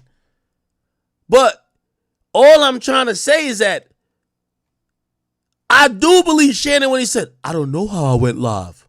I never went on IG Live. Shannon, look at me. I hope you know now, Michelle put y'all on live. You know why? You're an old school player that you a trick, but you don't trick as much as these bitches want. These chicks want a big trick, okay? They put the word out about how you moving. That's why you was on IG Live. And that's why the new girl did what she did. You oblivious to this. Live. And he said they can hear me. I said, hear me doing what? He said, it sounds like you were having sex. Man, my heart came in. I threw my phone on the bed, gazed at an activity. I did not know IG Live. I've never been on IG Live. I've never turned IG Live on. So I don't know how it works. And so all of a sudden, my other phone is going off and people are calling me FaceTime that I've never talked to a day in my life. On Can I order some of that? There's a lot of need right here for what I heard. Man, that boy Shannon Sharpe, man. Hey, y'all. What y'all feel about that, man? He just got hacked. Supposedly he's saying he got hacked. Chat. You're the jumbo flies back. I just heard it in my ear. Chat. Did I see it? The jumbo flies back. I need a fly swatter. If y'all watched yesterday's stream, I told y'all there's a pterodactyl fly in here. It shit don't even go. It could go like. It's somewhere around here. I just heard it. I swear I'll blow this whole fucking crib up. If this fly lands in my fucking Casamigos bottle, because, oh, never mind. I got to cover here. Anyway, here's the point. Fuck that. I could hear it buzzing. Chat, the point I'm trying to tell y'all is this. Uncle Shay Shay, I hope he's connecting the dots. Michelle set you up, nigga. You were probably fucking multiple girls. They were tired of it. They set you up that you got to claim somebody because they're going to embarrass you. You getting exposed to fuck Michelle was by design. Michelle set it up. There's nobody on planet Earth that never been on Instagram Live or know how to accidentally go live and have no idea. Come on, Shannon. You got to use your brain. Anyway, let's keep it going. My Uncle Shannon Sharpe that the Sharpe. Okay. So, after this, I hope I'm continuing the same train of thought. It's very important. Well, actually, no. We're going to play one more Dr. Umar, then we're going to play the reactions of this. So Dr. Umar had previously said this, right? Shannon Sharpe, I'm going to stand with you, my brother. Shannon Sharpe, I'm going to stand with you, my brother, on one condition. What's the condition?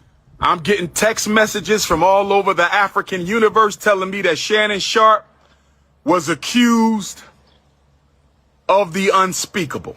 What? I'm getting text messages telling me that Shannon Sharpe was accused of the unspeakable. I'm going to stand with my Uncle Shannon Sharpe. I'm going to stand with my Uncle Shannon Sharpe. I'm going to stand with Uncle Shay Shay on one condition. Uncle Shay Shay. No more snow bunnies after this scandal. Oh, nah. If you cannot promise me that you will never seek the company of another snow bunny, I cannot stand with you. Uncle Shay Shay. Uncle Shay Shay. I'm standing with you, Unc. I think it's a scam. I'm standing with you, Unc. I think it's a scam. I'm standing with Uncle Shannon Sharpe on this one. I'm standing with Uncle Shannon Sharpe on this one. But Uncle Shay Shay, no more bunnies after this. Can somebody confirm if he's being accused by snow bunnies or Afro-Queens? Now, we could stop it there because Shannon, remember the audio we played, he literally says to the woman, a big black man choking a white woman. So even though she is a Spaniard and she's actually not Hispanic, but she is Spanish, and technically that's a different ethnicity group other than white, he looks at her as white because he says, well, you're coming to LA tomorrow? Yes.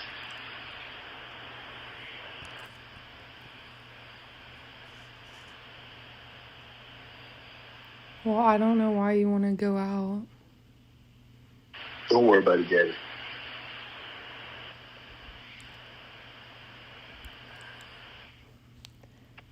Well, okay. Okay, what? Well, I'm not really interested in getting choked, so I guess we're going. Yeah. I might choke you in public.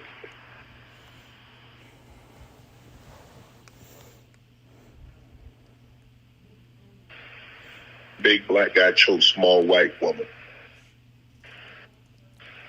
that sounds like a Pornhub title. What the fuck? It's not a good look, Shannon. Not a good look that you do with the shit you did to me.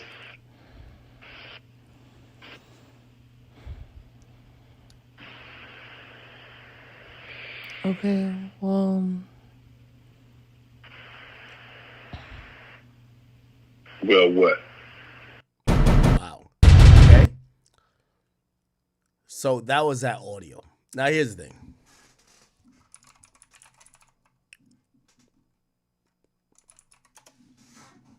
There's been a lot of commentary that happened afterwards. Like, for example,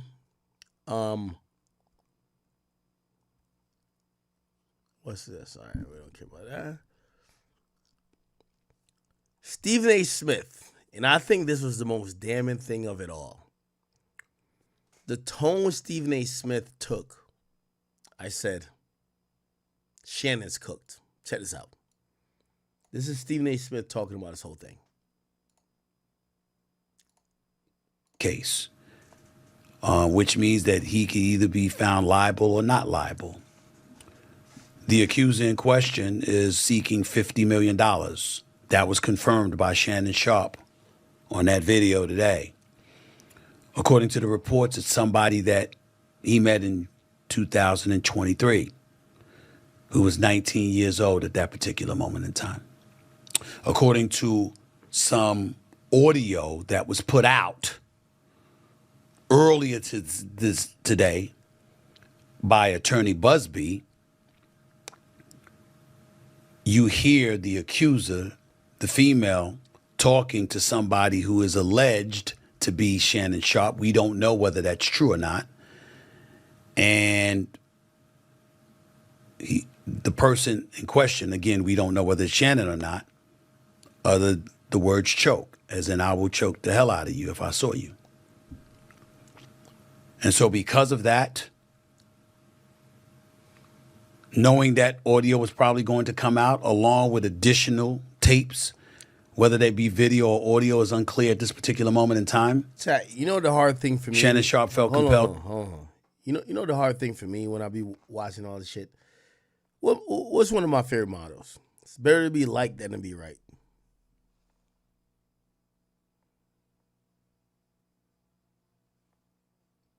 My nigga, there ain't a 100th the amount of evidence on Shannon Sharpe they got on me. Nigga, they ran with this shit like it was wildfire, bro. They didn't give a fuck what I thought. People like Shannon, though. Even hearing Stephen A. say this, I'm like, yo, Shannon is really like, people don't want to believe this shit. And I don't believe this shit, really, but it's like, Tony Busby has a way to make it look convincing, and it's going to make it tough for everyone, but it's like, holy shit. To come out in his own defense. How we interpret that. Let me be very, very clear about where I'm coming from. I'm a bit torn in terms of his response. On one hand, Tony Busby has sued Jay-Z. He did sue Diddy. He did accuse them or represented the... He made his name of Deshaun Watson. Remember that. Y'all talked about... This is why it's so interesting for sports. Tony Busby's name in pop culture was made off Deshaun Watson. Y'all are a sports broadcast. Y'all basically talked about Deshaun Watson like he was a dog. Now he's coming after one of your colleagues. How does that look and how does it feel, Stephen A. Smith? Not saying I agree with him because I think it's bullshit. But now it's making y'all realize that y'all reporting about other people. I learned that too because I had to realize, I said, damn. I know my mans ain't no predator, but now the shoe's on the other foot. The woman who was accusing them of assault, of sexual assault, and said that she was 13 years of age at the time when talking about Jay-Z and Diddy, and Jay-Z went ballistic and emphatically denied it, wouldn't let it go. The case was dropped, and now he's suing. Shout out to Marlene on TikTok. Busby, mentioning words like extortion and other things. So when Shannon Sharpe brought up Mr. Busby in that video that we aired and talked about him being extorted,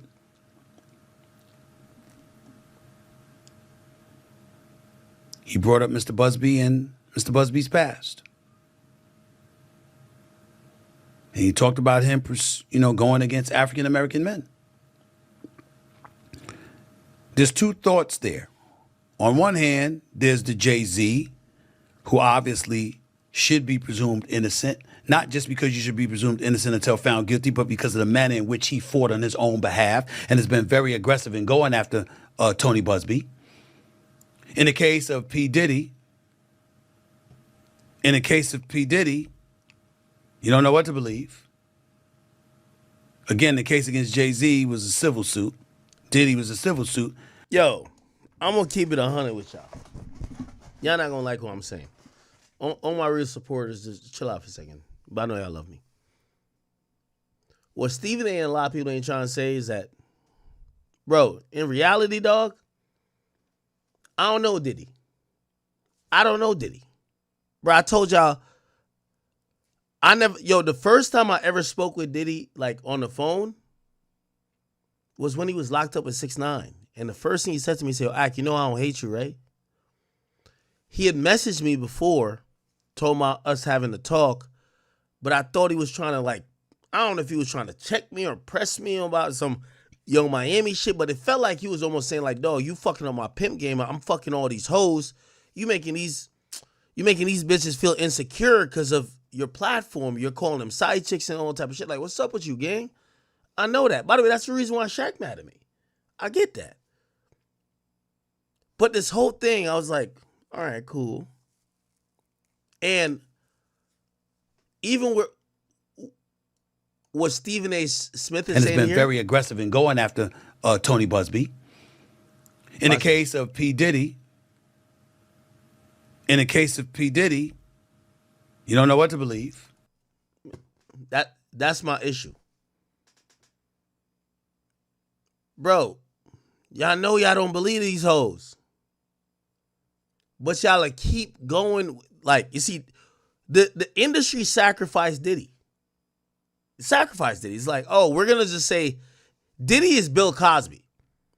Bill Cosby was fucking these bitches just like mad other nigga was fucking these bitches.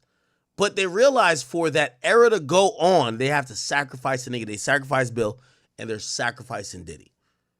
So when I hear him just say that phony shit with Diddy, I don't know what to believe. Yo, gang, the same shit they kind of accusing Diddy of, they're accusing your mans of. They're accusing him of the same thing.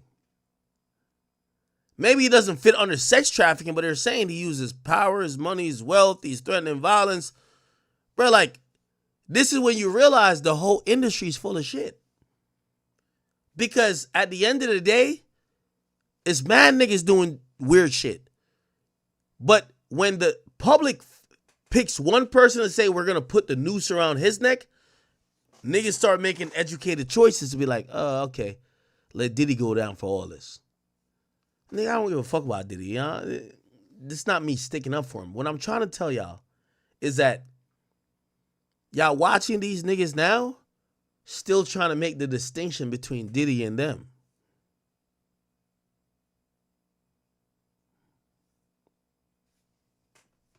When you dig a hole, always dig two. Again, the case against Jay-Z was a civil suit. Diddy was a civil suit. But in Diddy, you don't know what to believe because of all the allegations he's facing. Stephen A., remember this. That's exactly what Shannon Sharpe said about Deshaun Watson. And then the lawyer who sued Deshaun Watson 24 times now sued him. Just remember that. There's a lot of everybody want to be oh, I'm just perfect. When you dig a hole, make sure you dig two. This whole, But we can't forget that Tony Busby was also the person that represented at least 24 there we go. of the 27 women that accused Deshaun Watson. There we go. Of sexual misconduct along with other allegations. And at least 23 of those cases were settled. So we have an obligation to mention that. So on one hand, going on the offensive to defend himself, I completely understand where Shannon Sharpe is coming from. On the other hand, when his legal team issued out the press release on X yesterday, and they spoke about, they mentioned her name. Let me tell you this. And this is why lawyers and this Me Too movement was always win. Look at Stephen A. Smith's face. He's heartbroken. Stephen A. Smith knows the result of this. He just can't tell us. Them top guys who talk to him, who all fly on private jets, and he's lucky enough, he's the only Negro in their club. They're clipping Shannon. This is the next frontier we're going to hear. Why'd you think Fox Sports was cool with him leaving? We heard things there. it's going to be a snowball effect. What you're seeing with Stephen A right now, he know it's all bad. It's all bad. They're going to come with, oh yeah, we did get a report about Shannon at Fox Sports. It made it difficult for our management to want to go forward. He had a case in 2012, or 2012, I mean. They're going to paint that picture. The look on Stephen A. Smith's face is he said, damn, I thought we were going to rock out a few years. He knows it's over. He knows. Look at his face. And they revealed some of those explicit texts. By the way, I don't think Shannon Sharpe did shit. But this is what happens when you have these big contracts. It's not necessarily if you did shit. It's if you look like you did shit.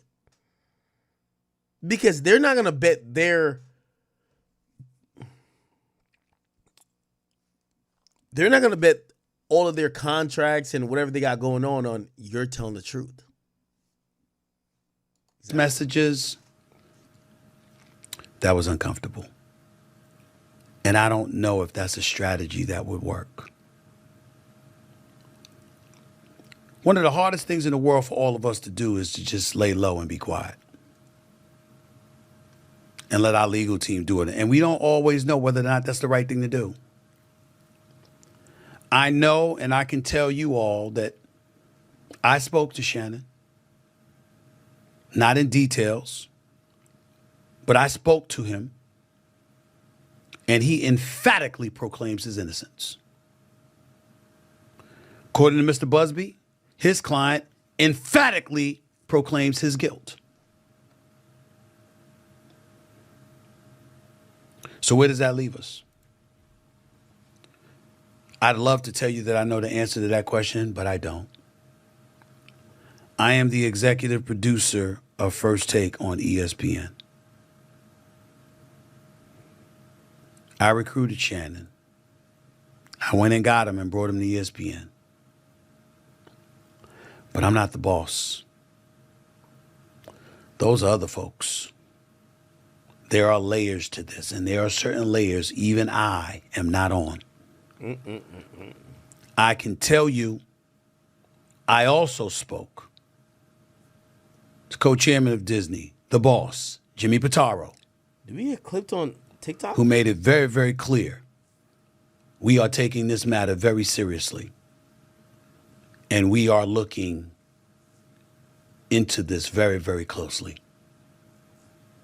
And once we gather as many facts as we possibly can, we will go from there. And that is all he said. And I can mention his name because I received his permission to say that. I don't know what that means. In my perfect world, this equates to Jay-Z,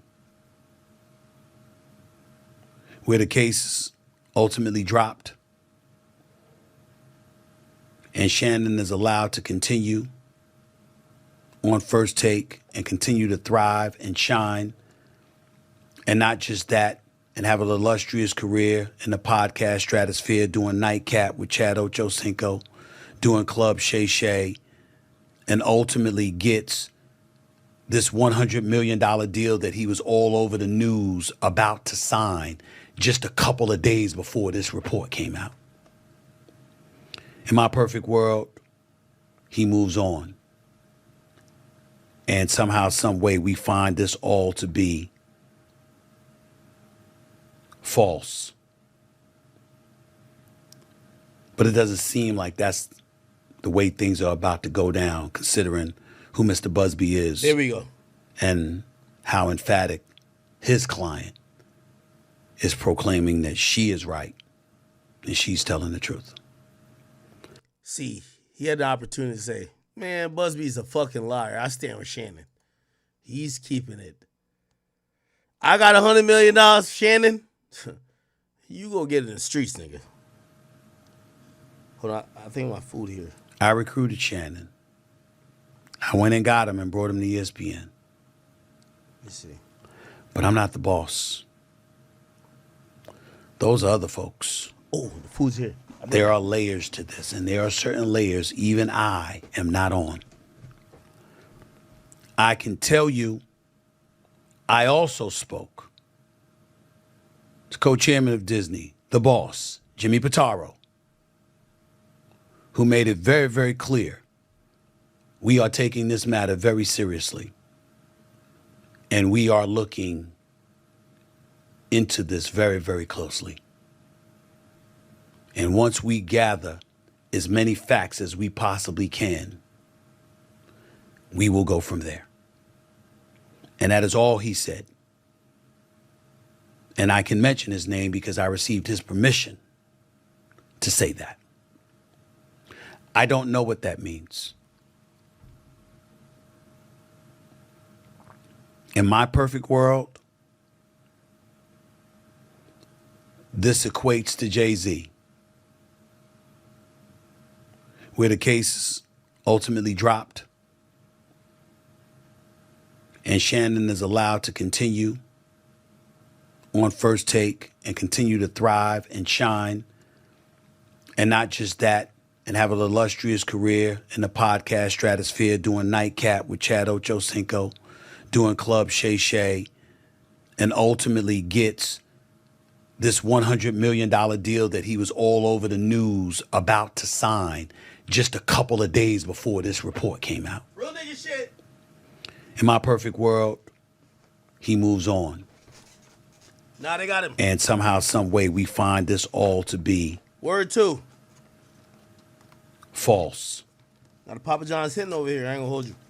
But it doesn't seem like that's the way things are about to go down, considering who Mr. Busby is and how emphatic his client. All right, they be all right.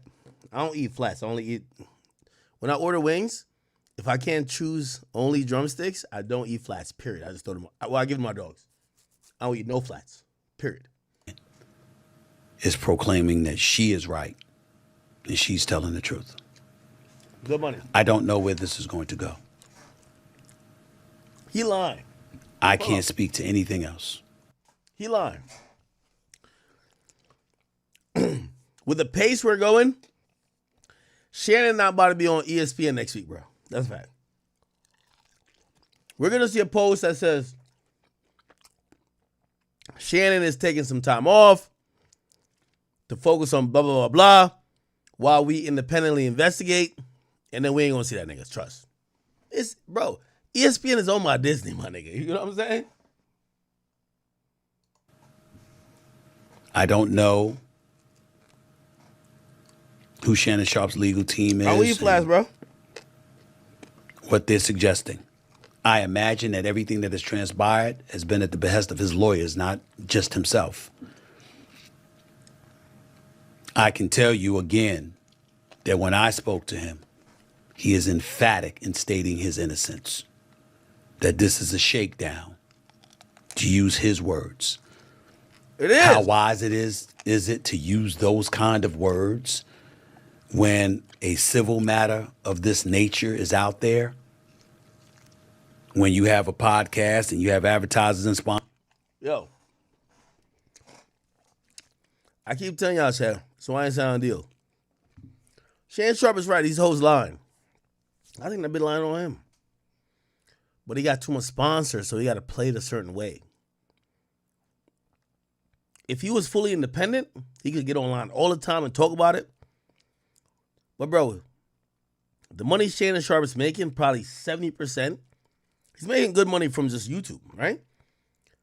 But he's making probably 4 times the amount of money that YouTube would pay because of sponsors. You got to appease those people. That's where I think Shannon's going to fuck up. Because here's the thing with Shannon. I'm warning you now. I hope it doesn't happen. It's going to be a domino effect. The moment ESPN says we're going to have him step down because it's a distraction, every one of his sponsors is gone. Facts. Sponsors are dick riders. if they see one person pull out, they don't want bad rep. They will put money behind Hitler until they see the bad headline. Once the bad headline comes, they want to cancel everything. So right now, no one is like putting pressure on the sponsor to say, well, if he's accused of this, why did you sign him? But what's going to happen is that through his conversations or like, someone who might have more relevancy to him, those conversations are going to be forced, and now he's going to have to do what he does. Anyway. Sponsors, and you work for ESPN and they have advertising sponsors. I don't know. What can we say if any of us were in that position and we felt or were proclaiming we were innocent? I don't know. And I'm not about to pretend. I just wanted to make sure that I echoed to all of you that the only reason I spoke on this issue is because he works with me 2 days a week. He's on national television. He was on national television with me today. He was on national television with me yesterday when the story came out Sunday night. I didn't know anything about it until we got on the air. But he was on air. And if you know him in part because of all the work that he's doing with me and what he's doing in this industry, I know everybody's been waiting, like, Stephen A., what you got to say about this? I got to say what I just told you. I don't know what's happened. I know I got love for the brother. I know that I'm wishing that he's innocent and all of this stuff goes away and he can continue to thrive with me on ESPN and thrive in his own platforms that he worked so diligently over the years to build. Hold up. But anything else? Shannon Sharpe's platform is not threatened. This is why I keep telling you. Eventually, we're going to have to make choices. Or you're going to be fully independent or you're going to be in the system. That's the only problem Shannon Sharpe is going to have right now. You could be still wildly successful without sponsorships. But I think if he was talking about $100 million, he wants these industry-like assisted situations to make sure he get whatever money he wants to get. Those things are going to be affected. Because people who like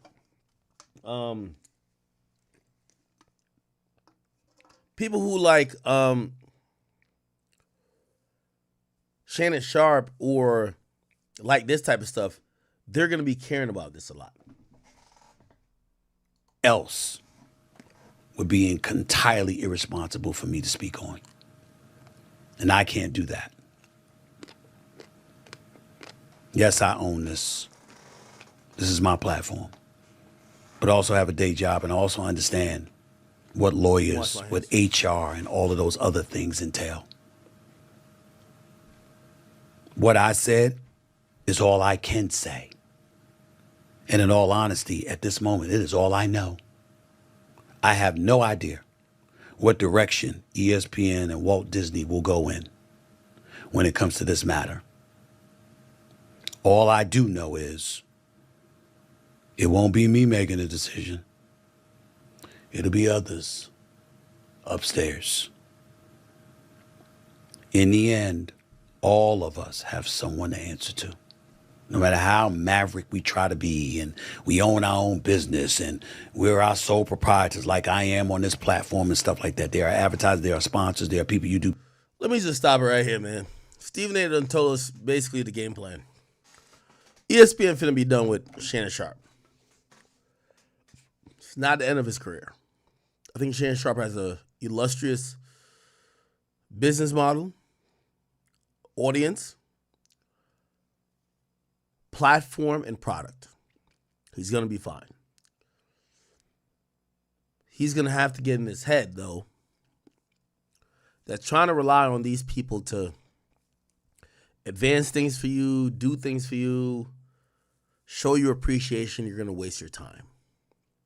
That's the only thing I could say.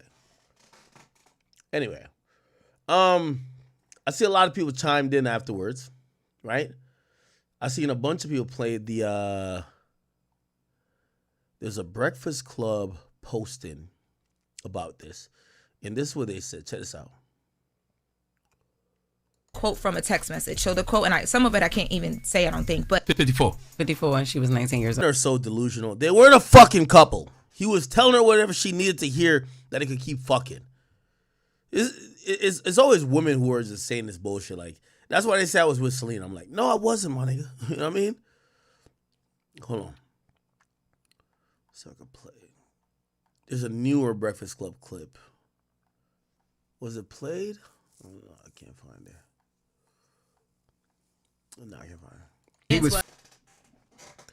Hey, I know this is the part that people don't like to be talked about because everybody likes to seem like Superman.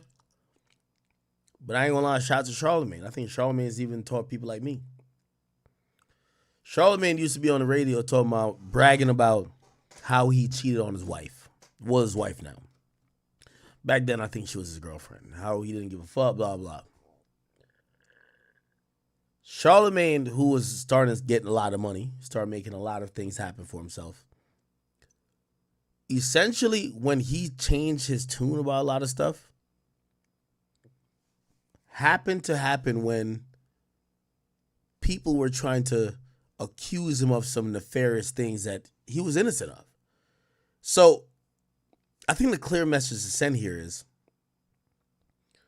if you got something going on, or if you're related to, or if the feds hit you up about some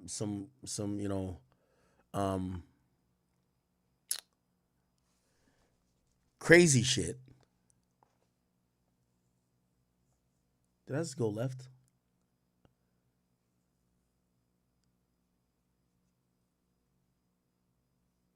I'm not calling whack, chill. I'm trying to get if y'all understand what I'm saying.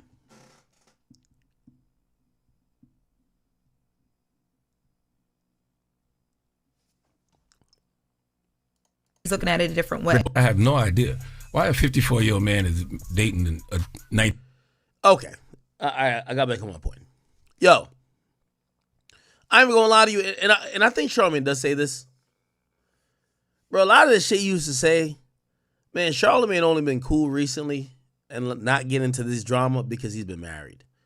I'm not a fan of marriage. But one thing I can say, it seems like marriage does provide not only stability and, of course, a nuclear family for having kids and, build it out. But, bro, we just got to be honest about shit. All of these dudes who are getting older but are rich as fuck, who are chasing young pussies, chasing a vibe, chasing the threesomes, the orgies. And by the way, I'm also not excluding, because at this point I'm teetering on OG/unk status. I'm not excluding myself. Those are the people who seem to be getting in trouble. It appears that the people who have just kind of like submitted or retired to like this boring lifestyle, they don't get in trouble. It's these niggas who, you got Shannon Sharpe, who still think he could bench press like 400 pounds. Yeah, of course, he's still trying to seek out a woman who's impressed by whatever he got going on to fuck for probably some validation, and that's where we get a lot of other issues that come in. So Envy. You know this too, though. It's not that no one's saying this guy is fucking an underage kid. It's that people are saying that this guy is living and operating a life that is taking either advantage, or it's just not a good look, bro. Like, I don't even want to mention certain. Bro, it's just not a good look.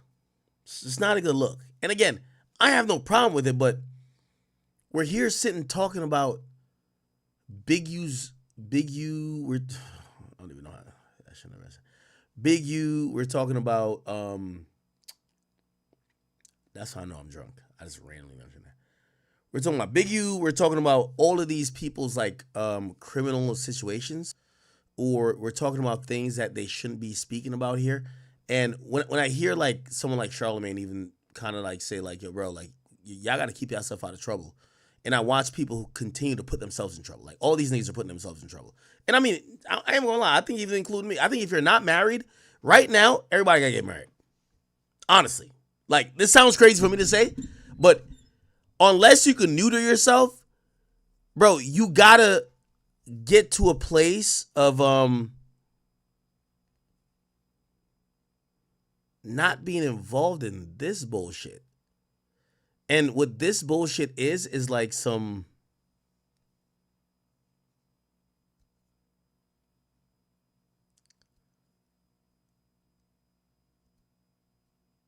it's like a denial of what the real situation's going on. Whether it's like, you know, we're talking about indictments. I know I mentioned BU, but whether we're talking about like, dog, you're 50. You and a 20-year-old don't have too much in common. You should probably realize it's your time to check out. And I feel like there is this theory and feeling that when you're rich, like, for example, and I hate to bring him up, Shaq. Remember, I always have this running joke. Shaq done DM 3 of my exes. Me and Tussie talked. Tussie was like, why Shaq like DMing why are you playing with me? Yo, Shaq is like 60, bro. And like, I'm not trying to like put accusations on people, but you do know that that's what comes with it, right? Like, think about how this woman was treating Shannon Sharpe. She said, for you fucking some woman on Instagram Live, you got to pay $25,000 per ass cheek. I mean, $50,000. She was talking to him like she was almost, it was like light extortion, but she was like, oh no, just give me the money and whatever.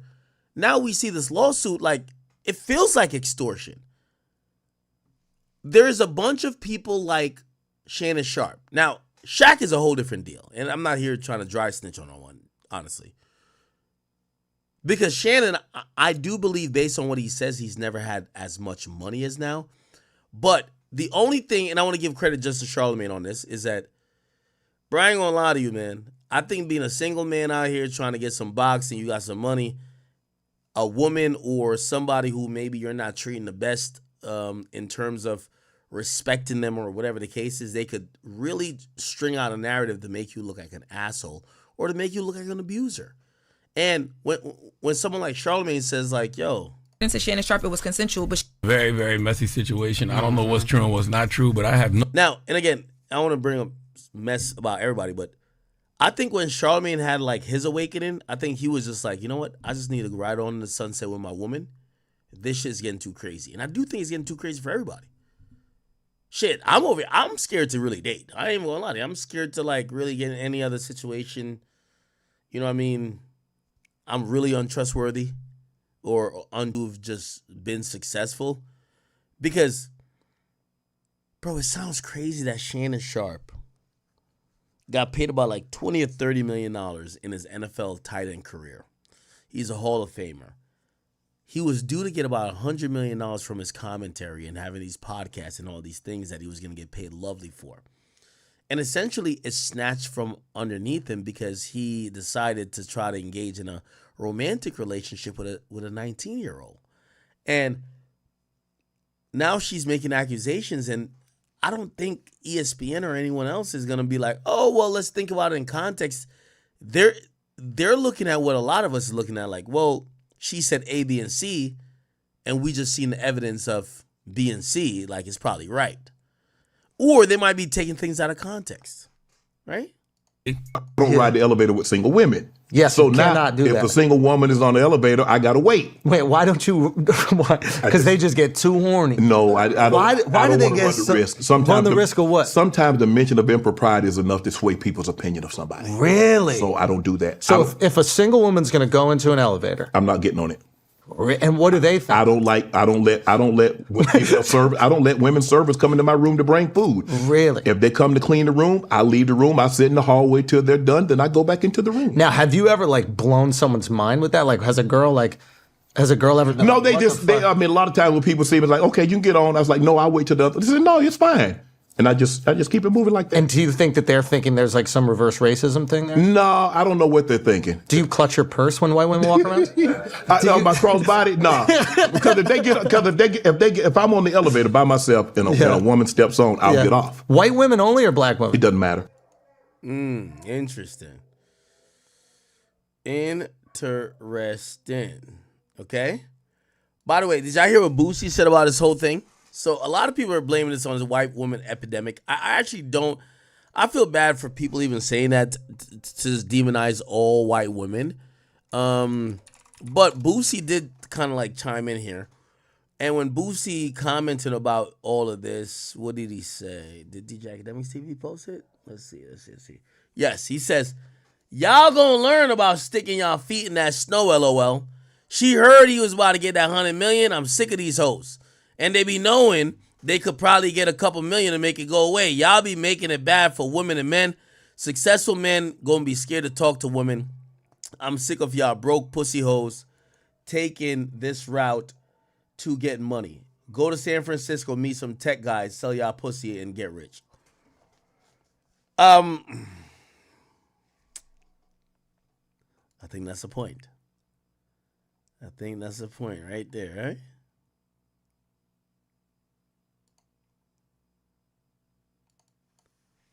Yeah, Shannon Sharpe, they got him down bad. Now, Law and Crimes, let's see them this. Law and Crimes, here we go. So, they have a. Hold on. To my family. The encounter in question took place during the day. Sides are engaged in trying to litigate this in the media before litigating it in a. Now, the thing with Law and Crimes, only one critique I have of them, they link up with certain lawyers that sometimes, are interested in more fame than just being really good. Like, for example, Bradford Cohen, he's really good. But this guy was representing the murderers of XXXTentacion. They got mollywopped in court, and he got his client life in prison. He will never leave prison ever. And now he's over here commenting on Shannon Sharpe's case. In a court of law. But isn't that the Justin Baldoni, Blake Lively effect, right? Isn't that what we're seeing now? It's the idea of let's battle this out on the court of public opinion, particularly, by the way, when you're dealing with such a public figure like Shannon Sharpe. The idea of if I'm fighting this in a court of law, but I'm also fighting this in the court of public opinion, if I can put enough out there to try to reverse the narrative, maybe not only I'll still retain my fan base, my career, but also it puts pressure on Jane Doe maybe to stop the lawsuit, or maybe not, because she fired back too. No, I'm not saying that they shouldn't do it, because unfortunately we live in a time where if you don't do that on behalf of your client, are you doing them a disservice? I'm just mentioning the fact that none of this is really allowed pursuant to the rules of ethics, but I understand why they're doing it, because nowadays pretty much the court of public opinion is dictating what happens in court in and of itself. Right. So it's just part of litigating cases nowadays. Are you concerned by the content, the value of those text message conversations? Does it complicate this case? Let me rephrase. Putting aside, assuming these really are the real conversations and the real messages of Jane Doe, you could say, she's talking about BDSM, tying up, dog collars, choking, and then she accuses him of sexual assault and being violent with her. Let me actually read you something from the lawsuit. Okay, so this is from the lawsuit. It says, a woman can say yes to consensual sexual relations with a man 99 times, but when she says no, even once, that no means no. Defendant Shannon Sharpe, a man who is accustomed to getting what he wants, completely fails to understand this basic concept.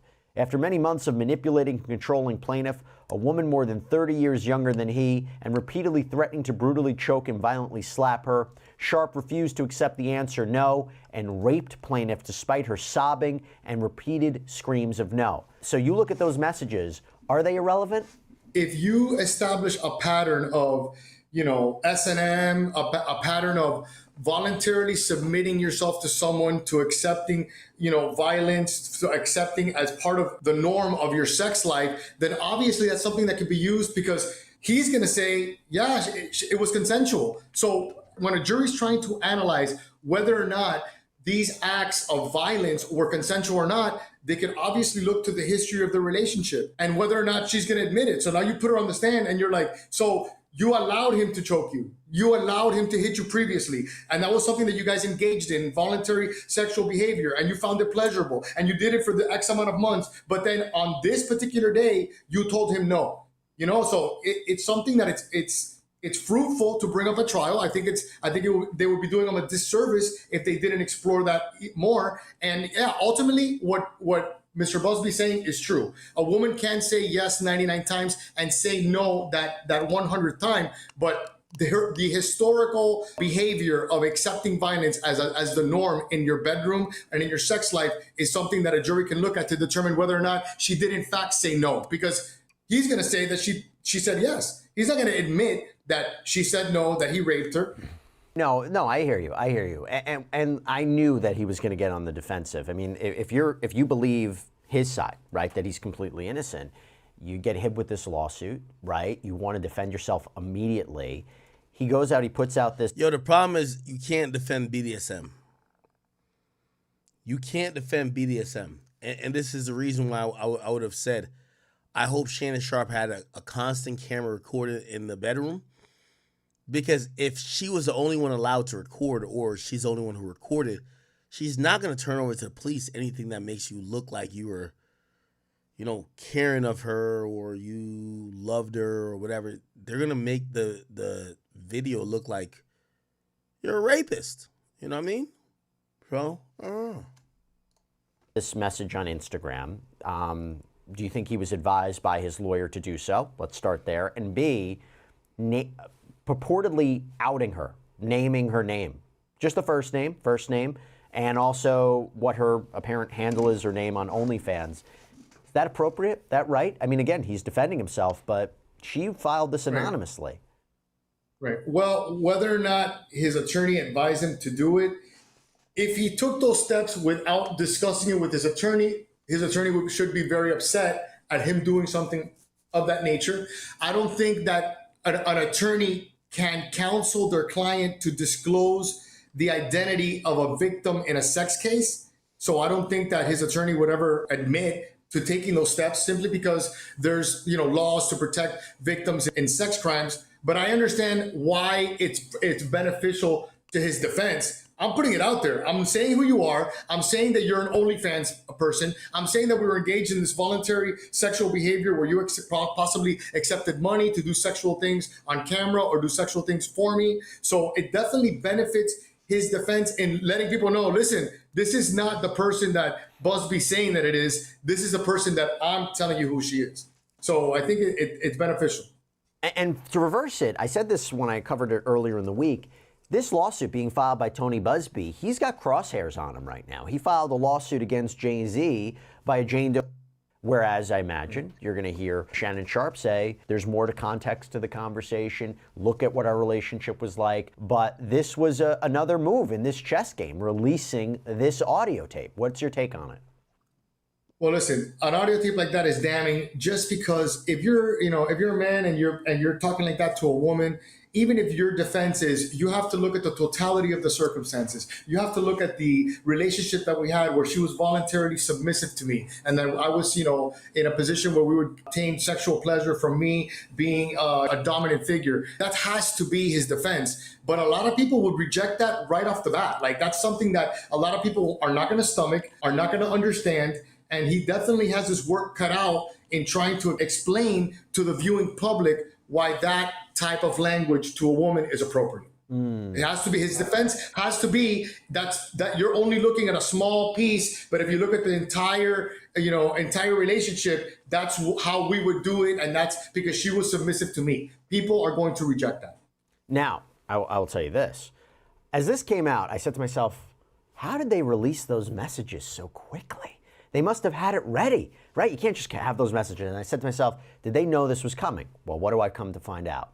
According to NBC, Lonnie Davis, again representing Shannon Sharpe, has confirmed that Sharpe apparently made a financial offer to this Jane Doe to try to settle this case before she filed it. In fact, while it seems he first said that it was tens of millions of dollars, then clarified and said it was at least $10 million.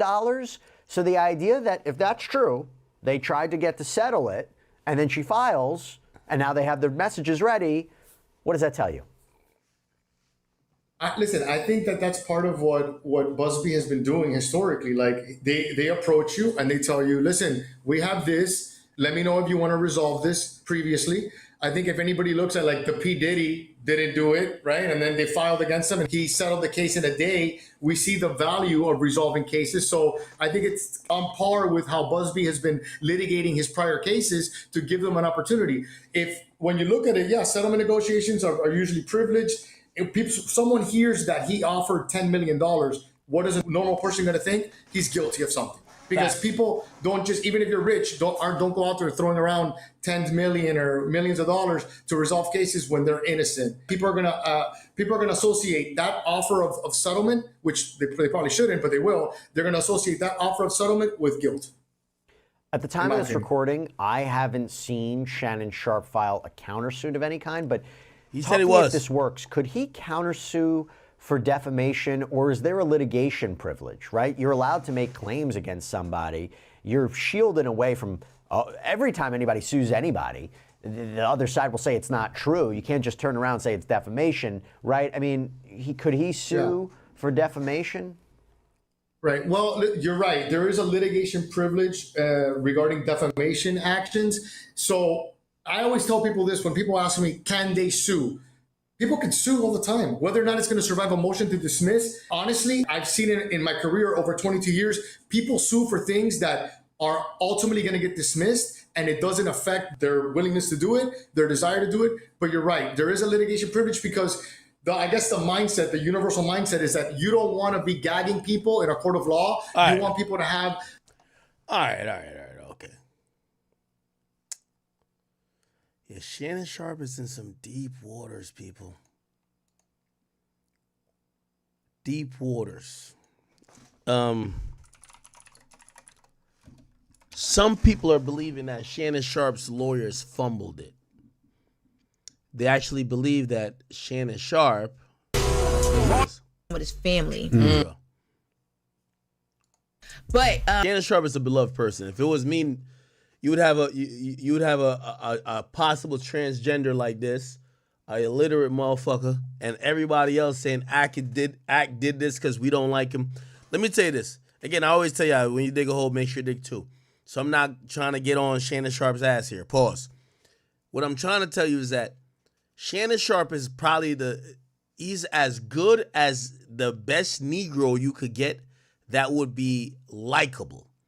So when Shannon's going through this, everybody's acting like their critical thinking skills of, oh no, let's think about this. Y'all don't give nobody else this type of grace. If this was accused on academics, y'all be like, man, fuck that nigga. That nigga did that shit. So again, I'm trying to get through it. Yeah. What do you mean? That's like a couple. Innocent. Why would you settle? But, or if he does settle it, it doesn't have other people come out. I just want to hear Envy and Charmin. They make sense. The women are just, if they try to sell for $10 million, like, they're not taking 10. They're going for the jugular. Cam gives his opinions. Here I was responded with the text messages where him and the girl were talking, and she said some things like, I don't want anybody to cut this me saying this, but she said, I know you missed this ass, $25K for each cheek, want you to put a big black baby in me, and a whole bunch of other things to him. He also then responded with the video saying he is going to defend himself because what's going on isn't right. And he said it's all being orchestrated by Tony Busby, who has also targeted Jay-Z. He said Tony targets black men and he expects him to release a sex tape that tries to make him look guilty. So earlier, both lawyers for Shannon Sharpe and his accuser confirmed he also offered to pay $10 million to settle the case and not disclose the allegations with the girl. Whole lot to unpack. Cam, what are your initial thoughts? Let me ask you a question before I give my opinion. Okay. Do you think this has something to do with her being white? Yes. I knew it. Why? Because so a black girl wouldn't do this? I'm not saying that's cap. That's cap. Hey, I just want to put that out there. I think us media outlets play that up. Let me tell you this. Chat, I'm speaking from experience. I don't fuck with a lot of black chicks, a lot of Hispanic chicks, a lot of white chicks. I'm gonna just keep it going. I think a black girl wouldn't do it, but less likely to. Yo, that's lies. Yo, I'll sit here and I'll call out all y'all black chicks like word two. Yo, my nigga, There's nothing greater than a woman scorn. Let's keep it a bean, which I hate that y'all try to act like black women will hold down supposedly a black man when they're hurt. No, they don't. They expose them, they set them up, they line them up, they get them. Bro, nobody backdoor people more than the chick you with, bro. Like, stop playing. Like, I hate this theory to say white women are more disloyal than black women. That's not true. A hurt woman, let me tell you this. Women are only loyal to their own emotions. That's it. You could be with a bitch from, I don't care where she's from, Antarctica. She loyal to her own emotions.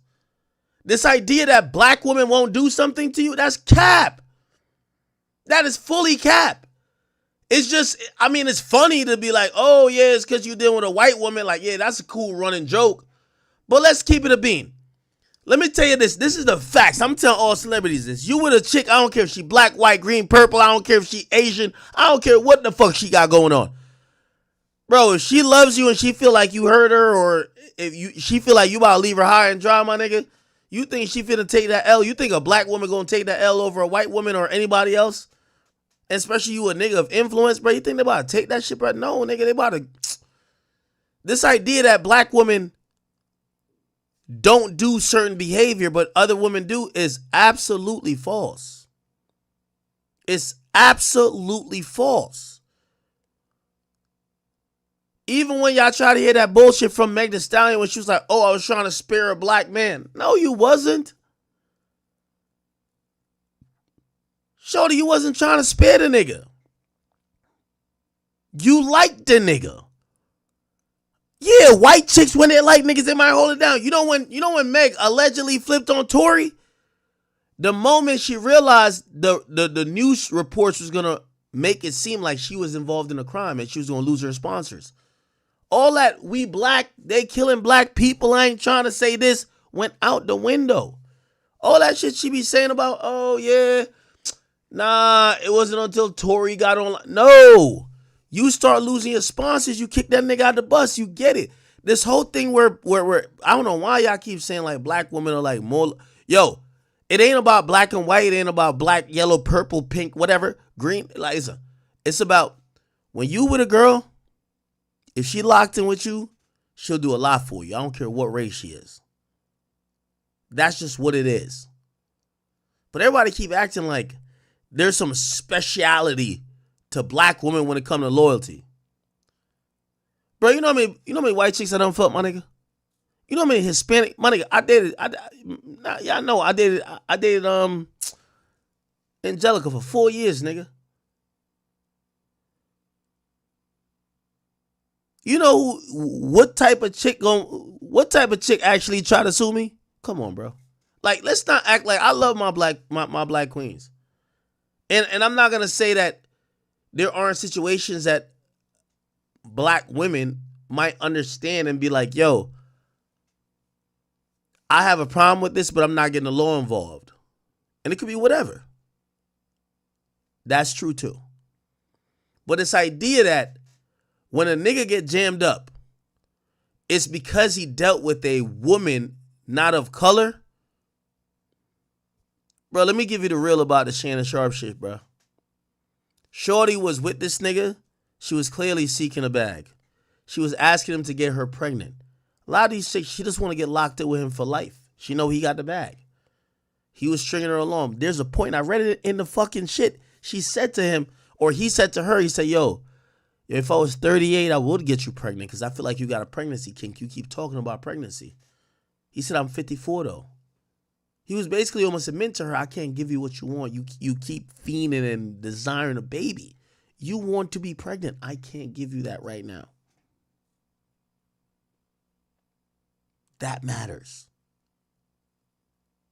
Because the way how people look at these situations, they're looking at everybody else differently.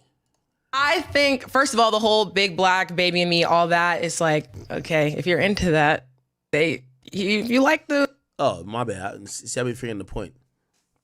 This whole idea that if it was a black woman, you're not getting that.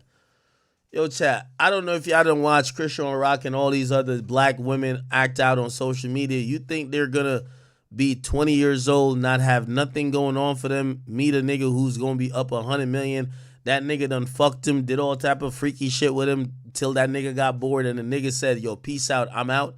You think a black woman gonna be just cool to say, okay, all right, well, I'm black. The white girls, they're gonna like blame you for X, Y, Z, but I'm black, so I'm just gonna let you.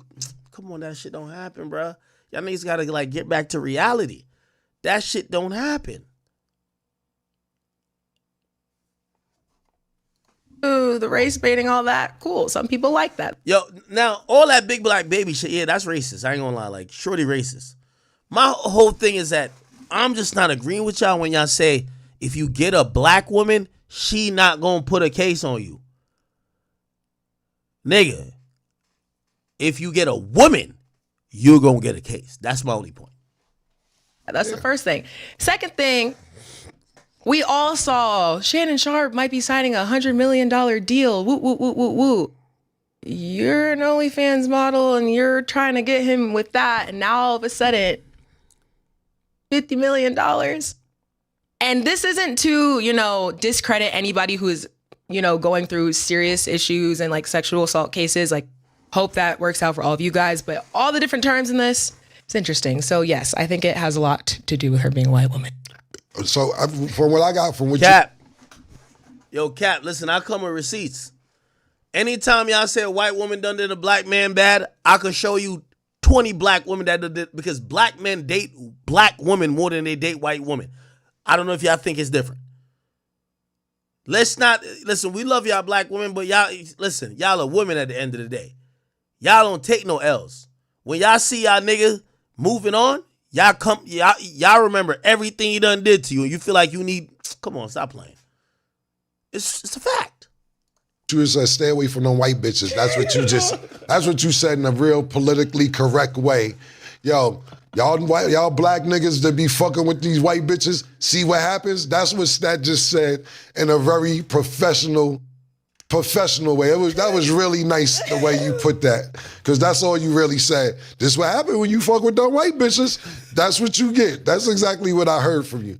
But look, it's a few, like you said, it's a lot of... Bruh, I just want to, I'm going to just debunk this shit right now, bruh. This ain't really about black and white. This is about man and woman.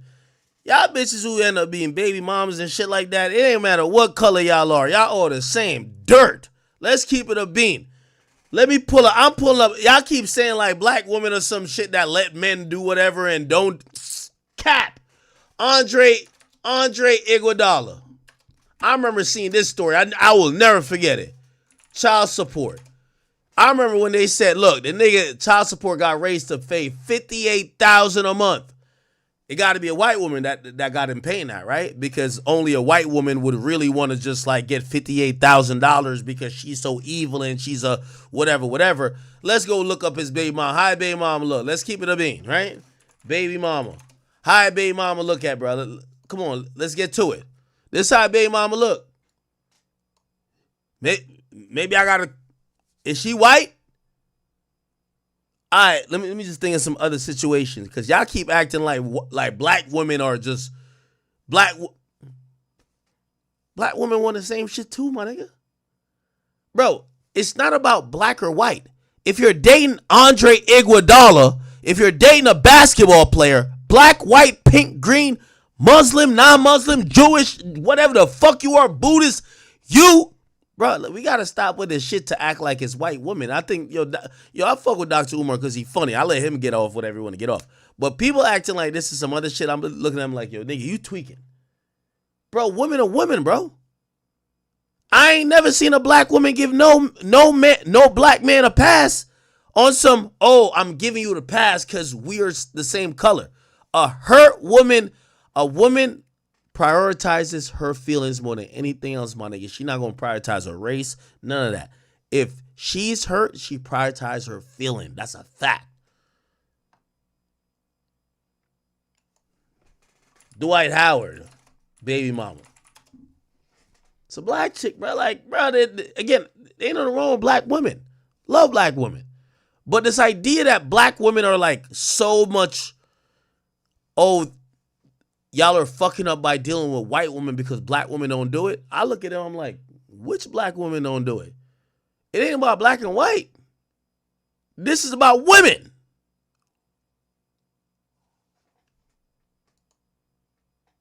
Anyway, I digress.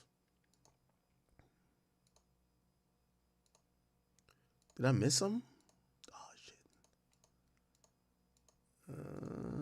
Black niggas that be fucking with these white bitches, see what happens? That's what Stat just said in a very professional way. That was really nice the way you put that. And another thing, I'm gonna keep it a bean with y'all. I'm gonna be honest with y'all. Word two. Yo, nobody, like, listen, all y'all female pages should print this and like post it.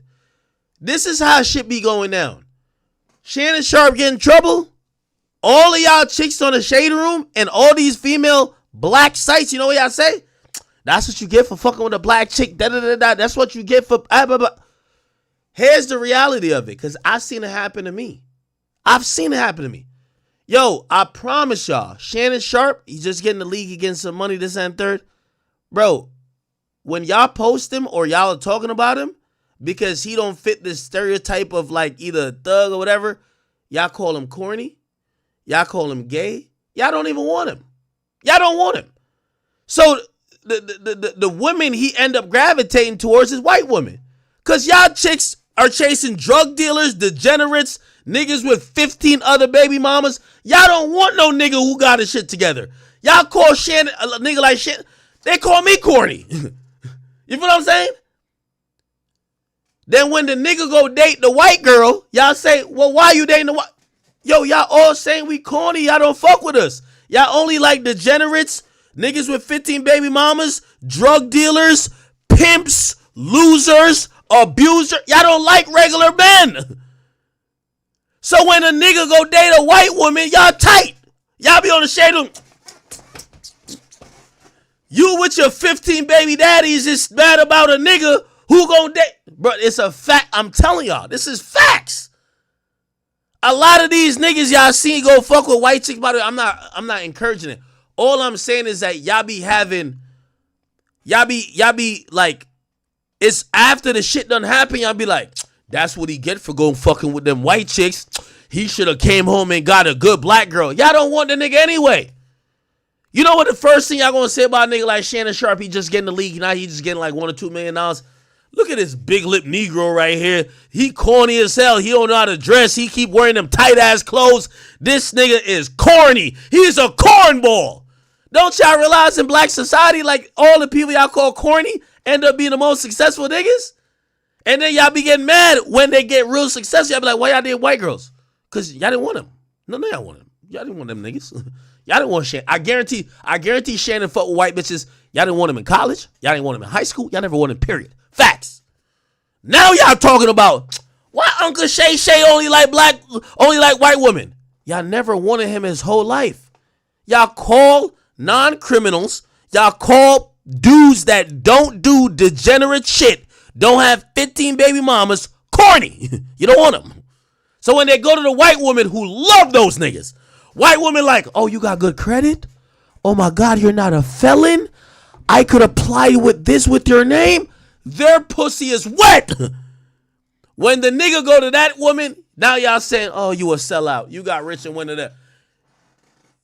I'm sorry, this is a cultural thing we talking about. Again, there are certain dudes that like really just on some color shit, and those dudes are weird. But a lot of times when I be hearing, like, sometimes I read in post buyer's remorse from black women. And I'm not blaming black women because I love black women. But I'm saying sometimes when they're trying to attribute blame to the black man, saying, why did you go to that white woman? They don't realize that type of black man growing up, y'all resent. I always said about Barack Obama. Yo, all these hoes, yo, you think these bitches who's talking about we outside, all this bullshit you be seeing on social, you think they would date a Barack Obama type nigga? They're calling him corny, gang. They're not dating him. But when he become president, they're like, ooh, Barack is so sexy.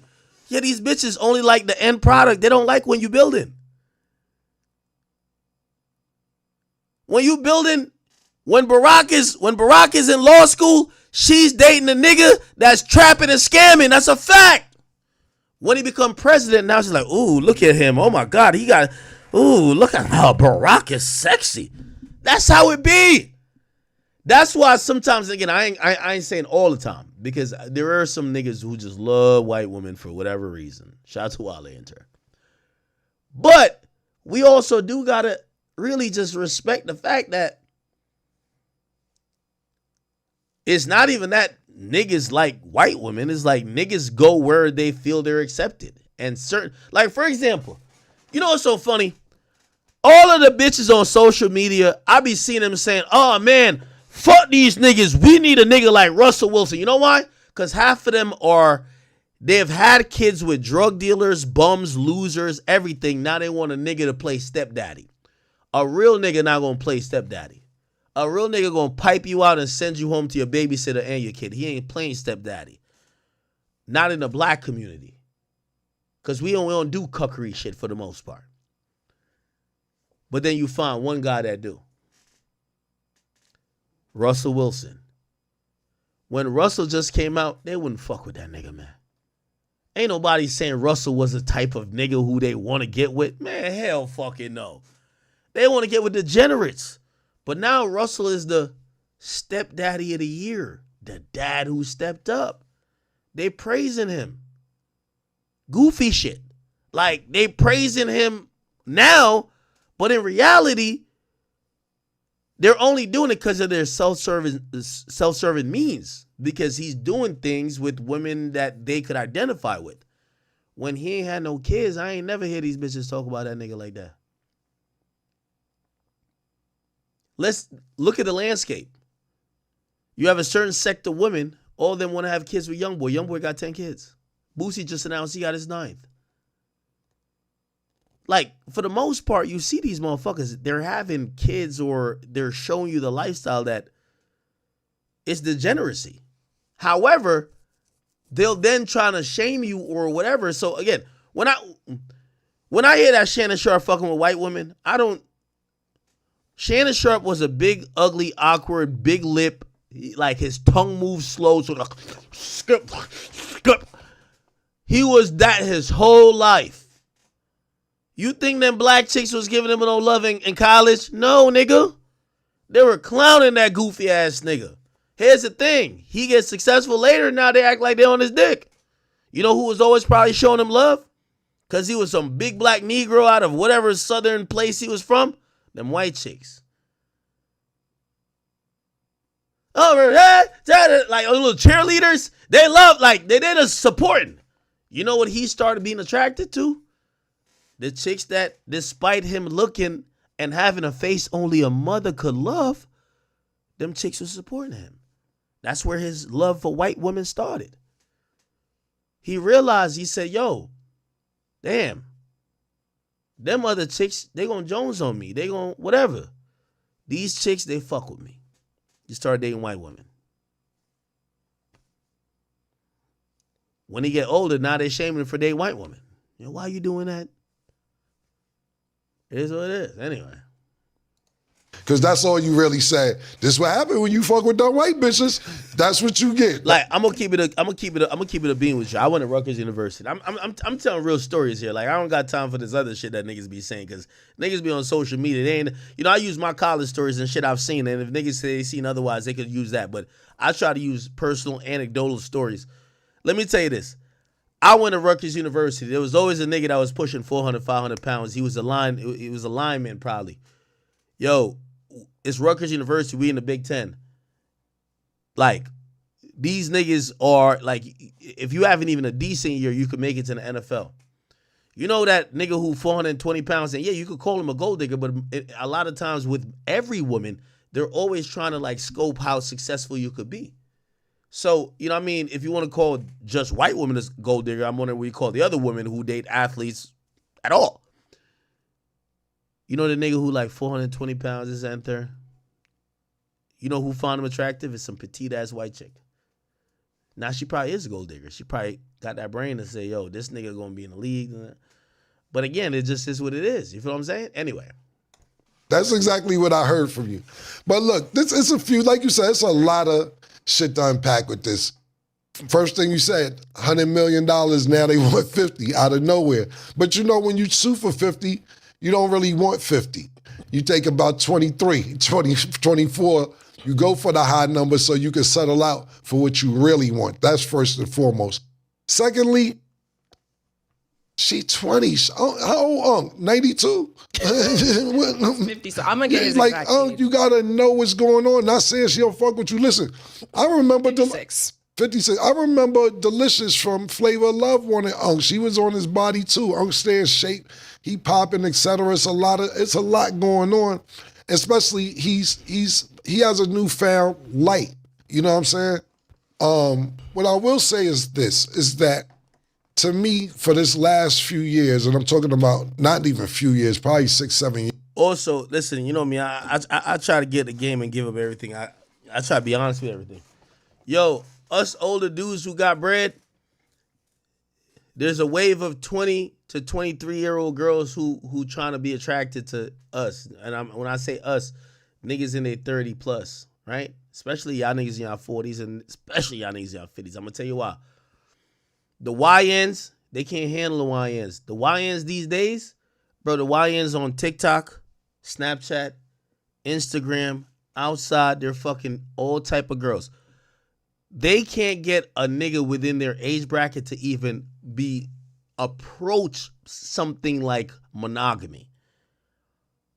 So what they've been doing is they're looking to older dudes, which kind of helps them because older dude usually is more financially secure, but also older dude, like these YNs, like realistically, Shannon Sharpe told this chick, she said she wanted some dick. It was 11:30. He told her, yo, I got to go. It's too late for that. Maybe tomorrow. A woman gonna internalize that, I can control that nigga. That nigga like, all right, cool. Yo, YN is still trying to seek pussy at 5 a.m., man. So again, you get to kind of realize why some of these like trends are happening. Years now, because he started on, what is that shit with Skip he was doing? Whatever that shit was called. Undisputed. About 6, 7 years ago. So you have Undisputed. Then he has the success with Club Shay Shay. Then he has his other shows that he do on the internet. Then not only that, you leave Undisputed and go to First Take. So when I first seen Shannon on the internet arguing, going back and forth with certain people, you know, even me and him had a couple words here and there. Nothing crazy. I got mad love for Uncle. Super duper love for that nigga. But when I see him going back and forth with other people, so to speak, and I say, he doesn't get it. Now he probably gets it. He's getting more seasoned. I'm talking about last year when he's arguing the sex tape, if you want to call it that, and going back, and before that was other things, people saying that he was gay, and he's going back and forth arguing with people. I'm saying, it's one thing being a successful athlete, and then it's a different thing being a successful entertainer, even though sports is entertainment. But, you know, Shannon Sharpe is a Hall of Famer, Super Bowl champion, so people know who he is. Yo, all right, shout out to Kim.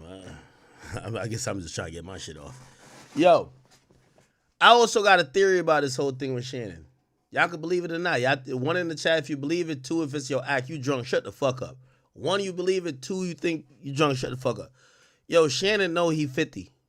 Yo, let me tell you this. I think Shannon was trying to have this relationship. You see, let me tell you this. It takes a different type of weird-ass nigga to just accept being like, you're just a trick. Right? Even if you're in a strip club, no matter, even the niggas who claim they trick, even in the strip club, they want to feel a certain type of way. You know what I'm saying?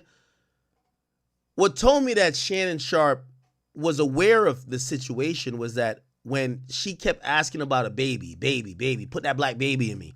And he eventually, they broached the subject and he was just saying, yo, listen, you got a baby kink. And she was kind of flipping on him. But then he told her directly, he said, listen, if I was, he was like 54 at the time. He's like, yo, if I was 38, I would have a kid with you, girl. He basically told her like, yo, listen, shorty, like, don't think I ain't trying to fully gaslight you. Like, if I was younger, I would definitely have a kid with you. but I'm not that right now. And I got these other things going on. And that told me a few things about Shannon. Shannon, he's green, but he ain't that green. I'm gonna tell you why I think he's green. He's green because he thought there was an understanding. There was an understanding, I think, for him. He never thought she was ever going to extort him. But did he think that she was trying to get some bread? Yeah, but let me tell you this, bro. Shorty's 20. Like, with all due respect, like, who knows? Maybe that 50 grand that she was asking for was the only 50 grand she asked for, I don't know, like, the only money she was going to get for, like, 4 or 5 months. Bro, this is big boy game. We not talking about broke nigga shit. This is big boy game.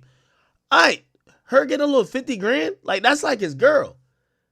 You get what I'm saying? So it's like, he's not, like, he knows he's tricking a little bit, but he's not even really tricking in his mind, because he's like, that's my girl. I'm older. She be wanting to do certain shit. Look, she hitting him, like, for the dick at, yo, come fuck me at 11:30. He's like, nah, it's too late. So he know he not really doing everything that he need to do or would do, but he's trying to balance it with, yo, I got the bag. I'm going to take care of you. And for what I can't do on your schedule, you going to be able to understand it because I'm putting down hard, cold cash to take care of you. You feel me? That's how I feel Shannon saw this whole thing. Shannon is thinking, it's kind of like, yo, yeah, I'm tricking a little bit, but it ain't really tricking because I do know you like me. But for the things that if you was dating a YN, like these chicks dating a YN, that nigga might be off perks, pills, snoring coke, fucking her for 8 hours at a time, doing this, going on a drill, whatever the fuck these chicks are. I don't know what a 20-year-old into right now. But when you a grown-ass man, you got a job in the morning, which is a multi-million-dollar job. You got nightcap, you got this. Bro, you got to go get some sleep. So you know what Shannon not dumb. So I think Shannon was just like, all right, like, you know I'm going to spoil you type shit, you know, whatever. Like, you could call that simping, but whatever. He's like, yo, I might not do that with you, but I'm going to spoil you a little bit. So I don't think he thought the money was nothing. So I know we looking at the money shit and we're like, bro, Shannon is up. Shannon is up. Like, he's good.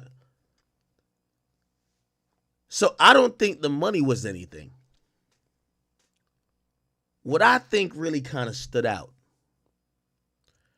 and I think he didn't know, is that I don't think he ever thought that she would be blackmailing him. And that's what that turned into. Now, granted, was there signs? Yeah, because even when I'm pretty sure he wanted to throw us some money anyway, right? I don't know if her birthday had passed or something like that. He kind of wanted to throw us some money. But it kind of got too far, right? And he realized at the last minute that she was extorting him, even though there was kind of signs like, you know, she was saying certain things when it comes to like, and it should have let him know, like, bro, she wants some money or else. Anyway. But now you're sitting there talking about people. It's one thing when you're catching the ball, scoring touchdowns. It's another thing when you're opinionated about different people. So he found a new brand of success, and I don't think he knew about it in the beginning because, you know, he used to say, my sister said, when you're at the top, this, that, and third. Yeah, nigga, that's the way it goes. People are going to want to come at you when you're successful in this realm. When you're successful in football, people can't run as fast as you or jump as high as you or catch touchdowns. It's something different to where you're being opinionated. And now that you have a smartphone, everybody has an opinion. Anybody with a smartphone can have an opinion. Cam, you keeping it light, man. I'm shooting straight tonight. You ain't shooting straight, gang. 25,000 a cheek, and you still speak to the bitch? Like you said, to me, it sounds like they had a lot of, what's the word? I don't want to use BDSM. They had a... Yo, that 25,000 a cheek shit, they're taking it and highlighting it, but here's the real context of 25,000 a cheek. Yo, she's mad at Shannon. She mad at Shannon for fucking some other girl on Instagram Live.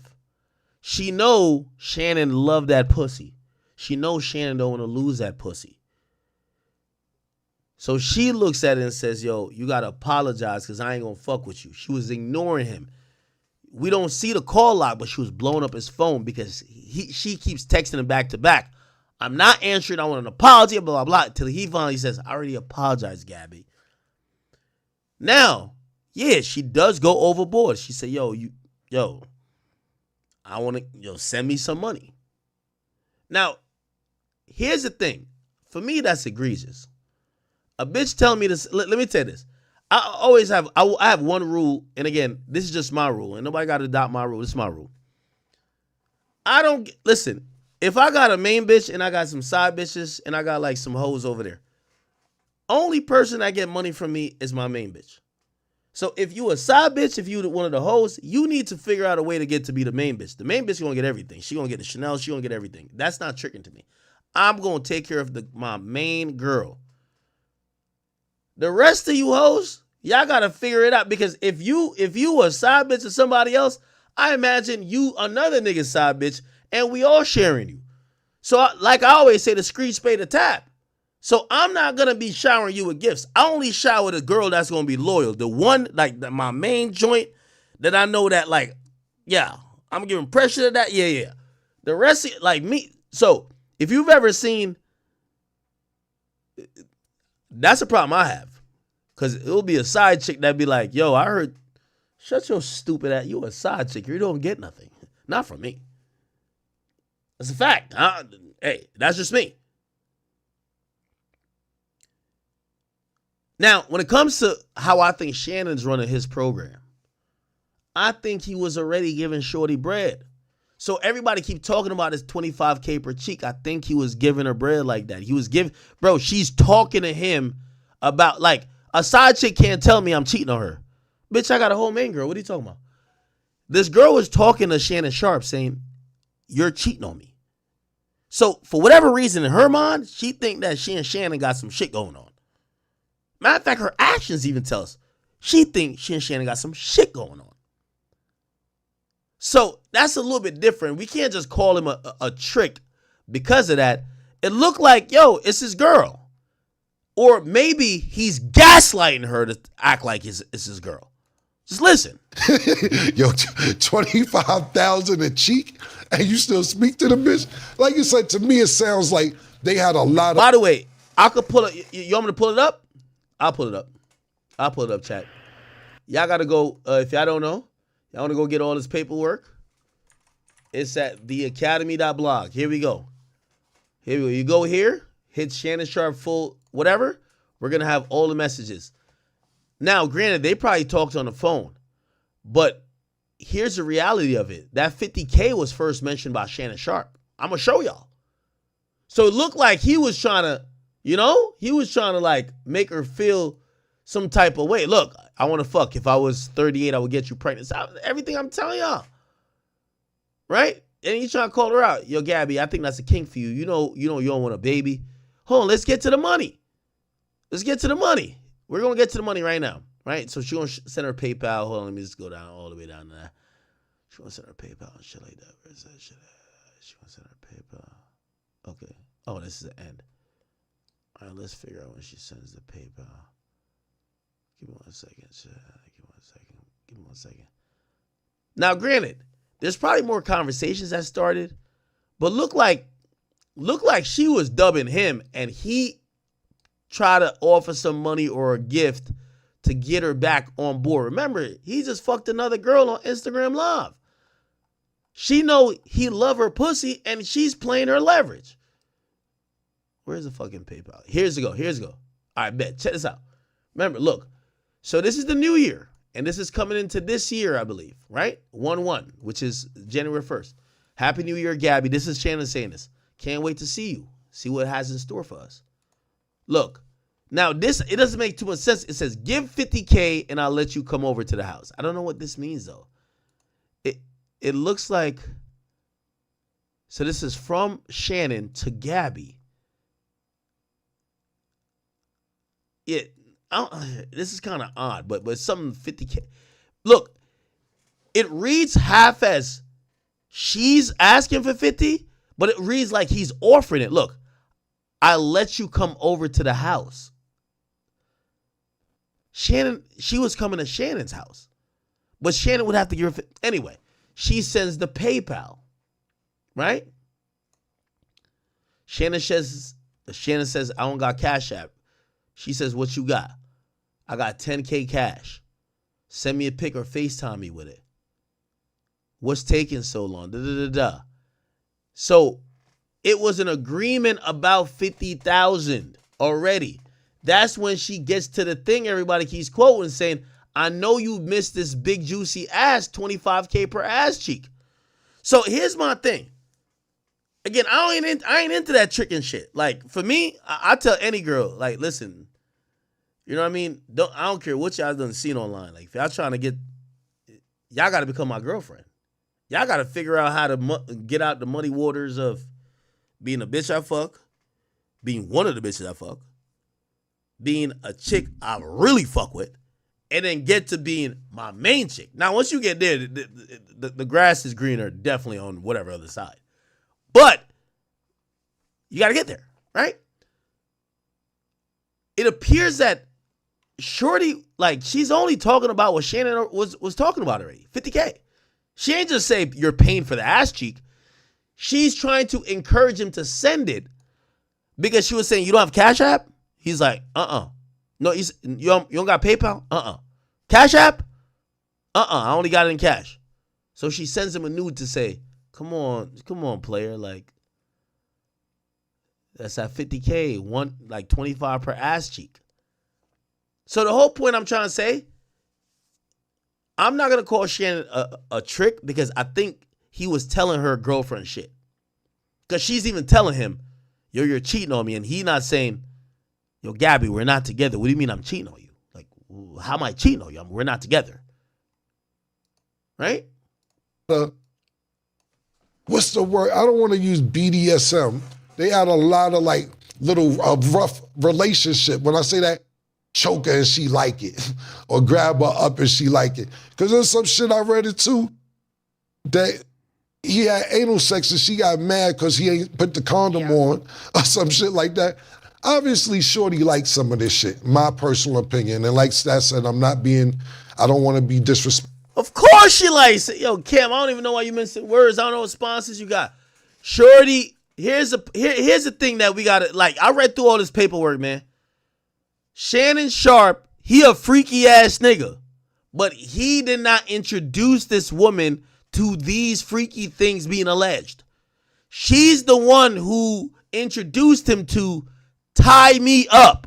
She's the one who introduced him to choke me out. Now, here's the problem, and this is why us as men don't listen to no woman even when they start getting into that. Because even though everything I just said is right, that she introduced these things to these people, the law of the land is still going to say when she says no, it's a wrap. Right? Or she reserves the right to say no in the 9th minute or 90th minute, or that's the point. Respectful to anybody going through something serious. But the first thing I took from this when I heard it was, look, he was living in California and moved to Nevada. She moved from California to Nevada too. So if somebody's being abusive to you in one state, why would you move to the next state with the same nigga who's abusing you? I don't know. Me personally, I found the red flag with that personally. And then the next thing is, it's a bunch of red flags here. Cam, of course it's a bunch of red flags. She said he raped her with 3 months in between. If you felt you got raped once, why you ain't go to the cops? Why did you wait for 3 months and get invited again and go again and get raped again? Not saying it's her fault. I'm just asking questions here. But that's the point. This sex tape that's supposedly coming out, Shannon said, put the whole 30 minutes out or 10 minutes, whatever. Okay, all right. I see y'all spamming next topic. It's okay. I do got a good next topic. Don't worry, I'm getting a little lit. It's fine. Yo, I'm going to be honest with you. LeBron, You know, chat, I want y'all to keep the same energy because I know, I realize y'all really be on LeBron's dick. And I'm like, yo, chill out, man. We gonna call a spade a spade. I think LeBron is absolutely pussy for not checking Kevin Gates. And I don't want to hear that it's a playoff game or nothing because I said it from before. It's playoffs. Why are you addressing Kevin Gates? Why are you addressing a goddamn man who claimed he started a car battery with his bare hands? That's the nigga you're arguing with. Why even do that? You know what I said? So because he's in the NBA, he can't address somebody for his girl? Well, it's pussy shit if you step up to Stephen A. Smith and you popping that shit with your Lakers jersey on, and then Kevin Gates show up to your game courtside, shirt off, with all his chains on and his little Muslim bitch, girl next to him, and he's sitting there with his legs crossed looking for an issue, and you ain't call a timeout saying, let me go check this pussy real quick. LeBron is nothing but vagina for that. Yo, that nigga showed up to the crypto arena, nigga.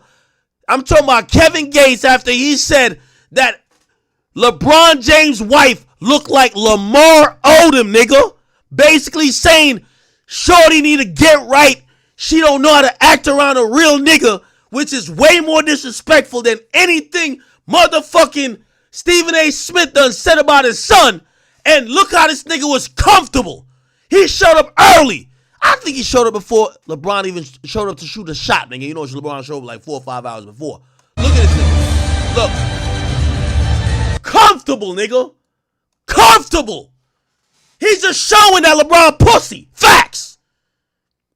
LeBron, you should have checked that man. You, Rich Paul, Maverick Carter, y'all should have checked him. And by the way, Kevin Gates one of them ones. This is why I say I can't respect niggas that pick and choose. Kevin Gates would have went to jail that night. That nigga came. Look how he's sitting. He down to go to jail. He was going to fuck that whole playoff game up. He was going to fuck the entire playoffs up. He was going to get banned from all Lakers games. Facts. But LeBron sat there and hit free throws and had tunnel vision. He ain't want no smoke. I fuck with LeBron, but I realize LeBron pussy. He pussy. He pussy. You can't check Stephen A. Smith. And cause a nigga from motherfucking Louisiana come. Yo, that nigga came there with the energy for you to try to check him. The nigga came with a button up with no undershirt. Mad chains on. Sitting there with his legs open as fuck. He was begging for you to do something. You played a whole game, nigga. Now you focus on the playoffs. If Stephen A. Smith was there, you not focused no more. But the nigga who disrespected your wife that you posted on the gram, you ran and was diving for loose balls, and not one time did you grab your balls and went over there and said, nigga, the next time you try to post or talk about Savannah, I'm slapping you, nigga. Because you know you can't try that with everybody. You can't try that with everybody. That's pussy. I'm sorry. That's pussy. The nigga tried you. He came to... He don't got to do nothing. We seen what you did when niggas showed up to your game and you felt it was disrespect. He showed up early. There's nobody even on the net. Yo, the nigga showed up so early, the other courtside nigga's not even there yet.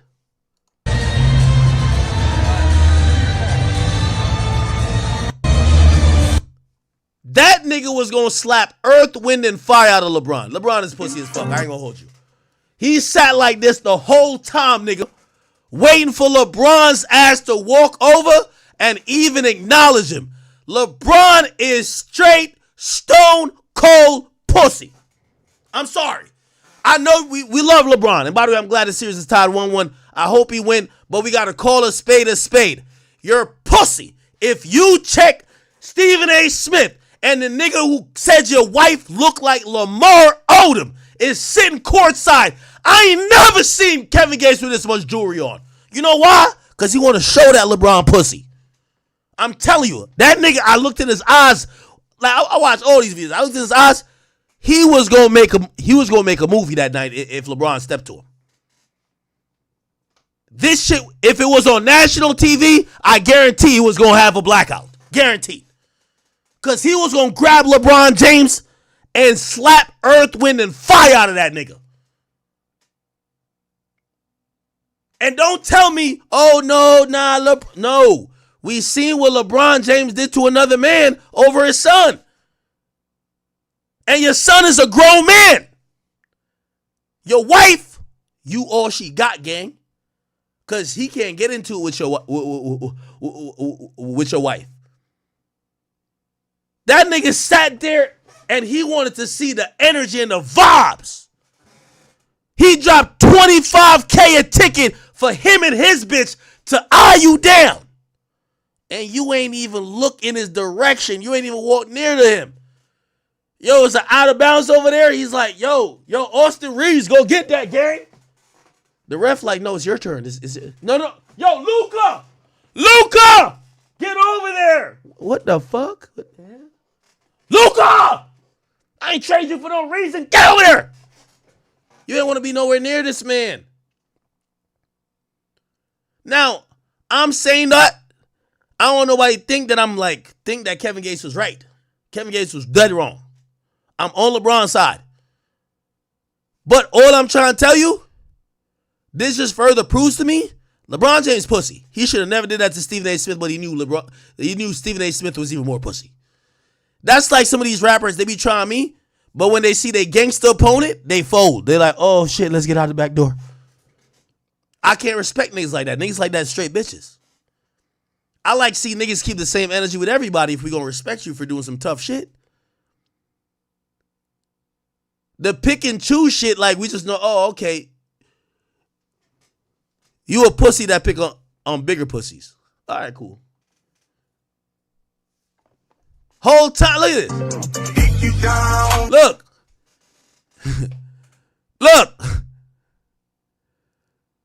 Look.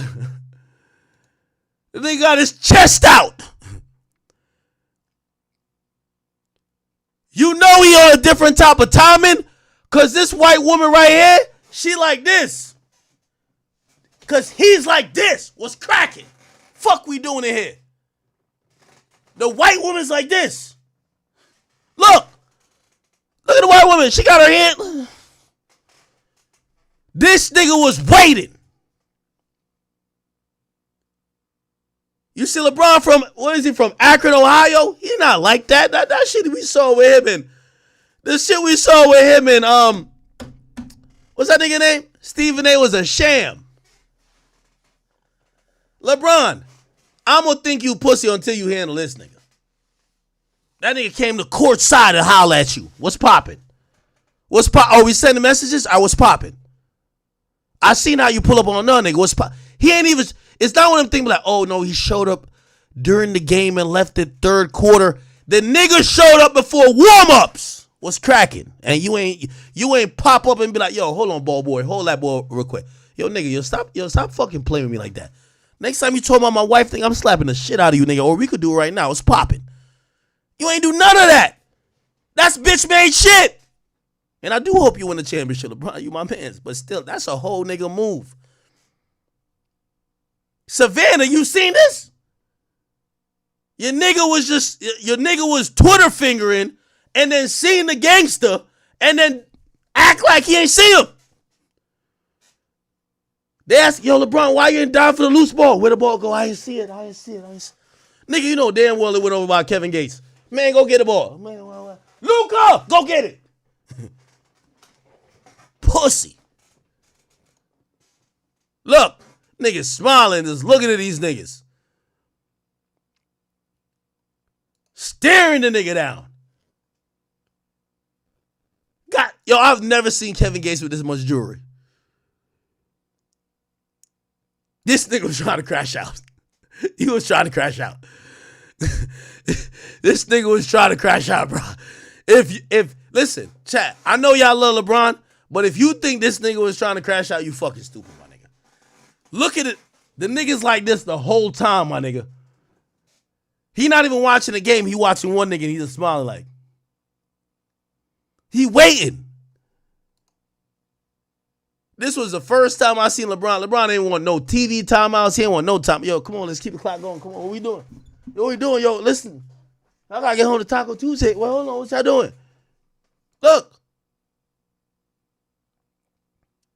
Plus the way he's sitting, I know this type of move. It's like his bitch trying to tell him, yo, you don't gotta slap him here. She's like, yo, hold on, man, shut up, man.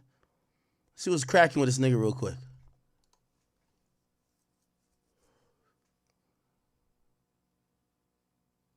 Ain't much smiling going on.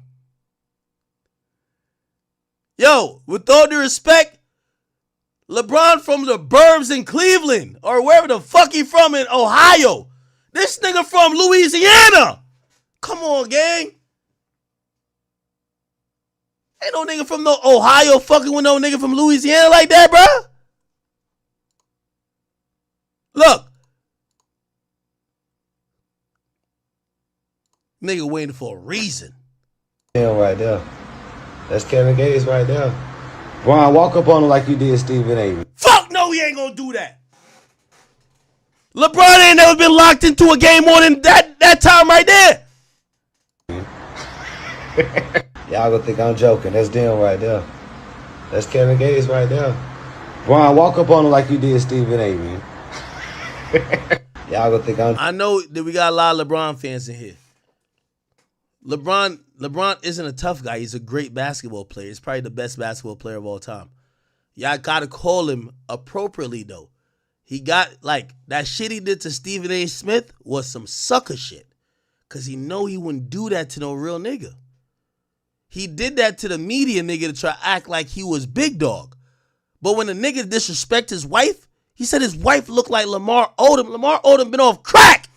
Look what he's talking about your wife, nigga. You ain't gonna yo. And that nigga sitting there with his chains on, his chest out, nigga, with like this, just looking at you like you a prey and you don't even like, yo, bro, like, fuck you, nigga. Like, I'm gonna just win this game, but I'm gonna fuck you up. No conversation. You pussy. LeBron, you pussy, bro. You pussy, bro. Just stick to basketball, bro. It's cool. Don't be trying to check niggas like that. I'm joking. That's them right there. That's Kevin Gates right there. Brian. You know what LeBron told Savannah that night? I ain't see him. He was in the game. You know what she's saying? Hold on. She pulling back on the DVR. He's right there. You look over. No, I was looking at the scoreboard. I was looking to like, I was seeing if they were going to sub me out. No, you wasn't. You pussy. You pussy. Look.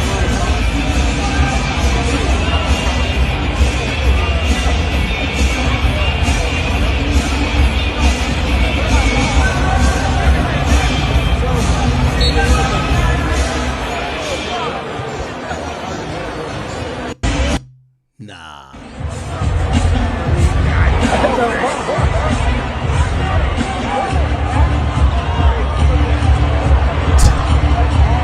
Nigga, look at that Luke and LeBron. Look at LeBron right here.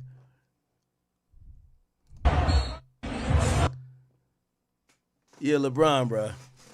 Deactivate, my nigga. Just deactivate, gang. It's okay. It's okay. LeBron, if you was like that, you would have treated that nigga like you were motherfucking. What's that nigga name? He just did it in some restaurant. What's that nigga name? DeMar DeRozan. LeBron not like that, man. LeBron got punked in person by Kevin Gates. We always got to remember that now. And we would have never said he got punked if we didn't see how he acted towards another man who did some similar disrespectful things. And we now realize he ain't gonna do shit. Okay. All right. I wanted to cover this, man. Yo, I ain't even gonna lie to you, man. Jay Prince, watch out for the RICO. Because I see your name mentioned in some other stuff, and I'm watching a trend. All names mentioned over there get locked up. So just watch out for yourself. I don't know if this is true, but I'll cover it nonetheless. By the way, also, this don't make you look good, Jay Prince. Okay? I want to tell all the gangsters in the game right now, y'all, extortion racket is over. Not saying these guys I've known to extort, but I hope they realize we're in a different time and era. So Slim Thug, if you don't know, Dallas, or not Dallas, but I mean Houston, or let's just say not Houston. Let's say Texas legend. He claimed that people broke into his crib, stole his jewelry, and he was living in a penthouse. He was talking about this for a while. Shit, I think a lot of people were saying, yo, call the police or, file a police report. And I know some of y'all might be like, oh, police report, that's police. No. In reality, like, he has a lot of things that are going to be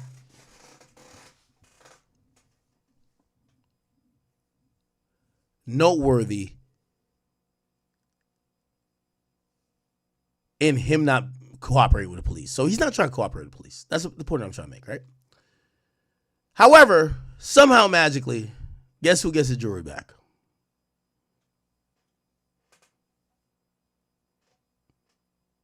Listen to this. All this, you got real dudes. You got dinosaurs, man. I was happy to see it. You got dinosaurs, man. You got dinosaurs who are around, and one of the dinosaurs in the city, a real dinosaur who always been real since I was a youngin', coming up under them, hit my line, and got my shit back. That shit make you feel special because you got. I knew you was gonna get your shit back. On God, didn't spend $1, didn't spend a quarter, walked out of there without spending it. Yo, Jay Prince, I'm gonna keep it a bean with you, brother. Again, I know you run Houston, you're the kingpin. But let me tell you this, right now, it's clear the feds, we got the Olympics coming over here to the States. I know it ain't going to Houston, but it's going to Cali. The feds is cleaning up all you extortion niggas. So all you niggas that ain't involved in shit, but you know all the robbers, you know how to get niggas their jewelry back, you're taxing niggas. Not saying you're doing this. Y'all might want to stop this type of behavior. I'm telling you, the feds are cracking down on it. Okay? If you niggas are gangsters, and you niggas been doing A, B, and C, you might want to act like you don't have any ties to criminals who are doing crime.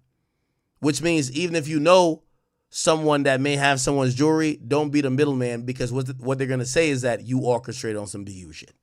So I'm saying that because this kind of made me look at it like, it's no way in this era and time that Jay Prince would be doing anything that would make law enforcement even look at him in a criminal mind. You get what I'm saying? Because right now, I think a lot of people are interpreting it like, yo, the jewelry you're getting back for people, you and your people stole. And according to the RICO, that's kind of what they were saying. So I don't know. A quarter. So, come on, man. That's too much, man.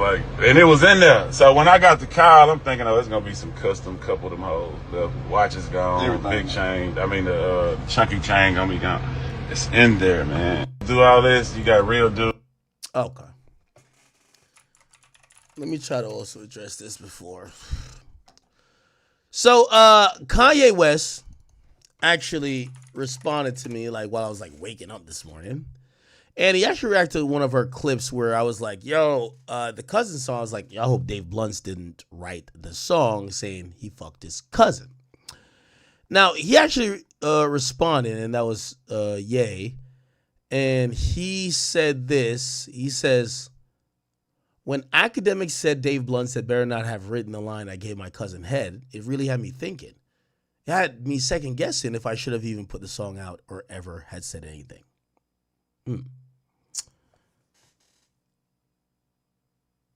I seen that and I felt incredibly guilty. I'm a pundit. I am a critic. I critique people's music. But before everything else, I am a fan. And I definitely sent out a tweet to let Kanye know.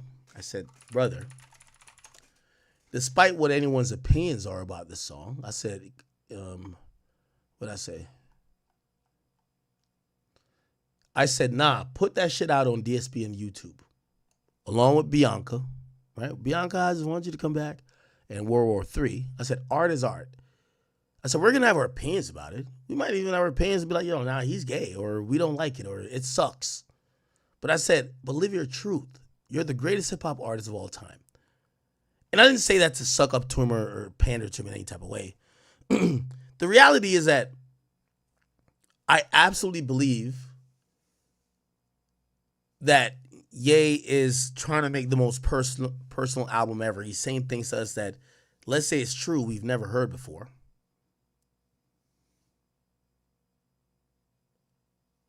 And we have to acknowledge that, you know, I keep saying with Ye, people want a version of Ye that they approve of. Well, what about a version of Ye that we can't predict?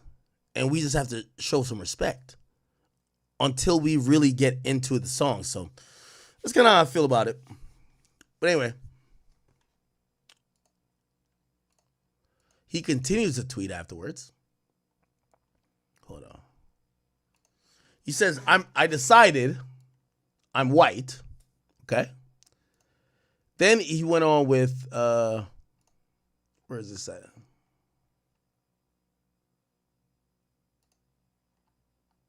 I'm trying to see if I can find it.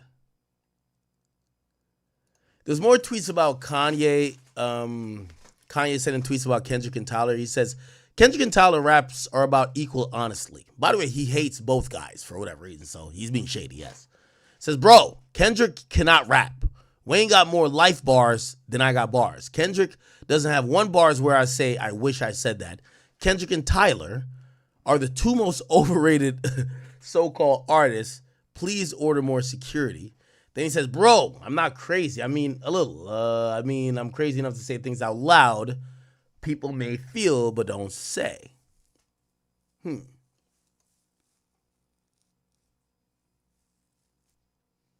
What's his issue with Tyler, the Creator? Hold on.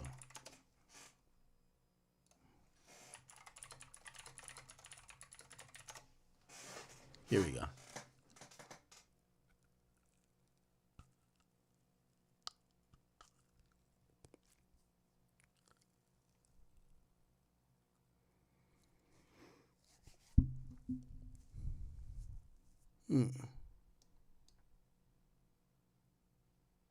He's a cutie pie. You got a recording? Yeah. Maybe don't get that. Straight from Shibuya on some Zen. I'm back ramped up, I'm on 10. He's a cutie pie.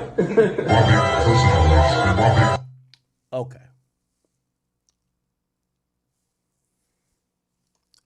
Oh, did Tyler speak out against him? Wait, maybe he did.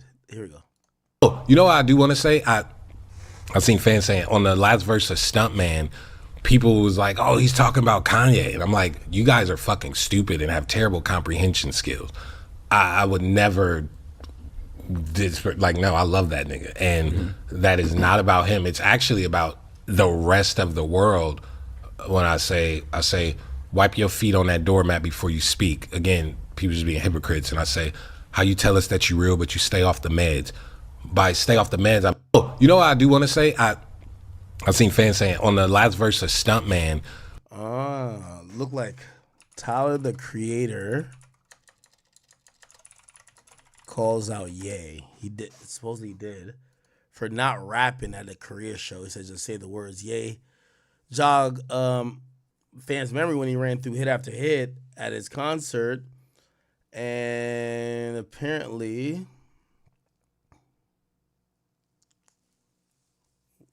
wait, where's Tyler, the Creator in this article? Tyler, the Creator hopped in the comments in section and wondered why the 24 Grammy winner wasn't rapping the lyrics to his Yeezy opener. Said, nigga, you was right there. Just say the words. Gotta be more things to it. Oh, so he had called out Kanye for using backing tracks. That's kind of interesting. And I ain't gonna lie, I'm with Ye with this. I would think this is fake. Because if you're gonna call me out for that, because I'm using backing tracks, the majority of the industry uses backing tracks. Drake uses backing tracks. Future using backing tracks. It's very rare that there's an artist that could propel themselves without all that and still be successful.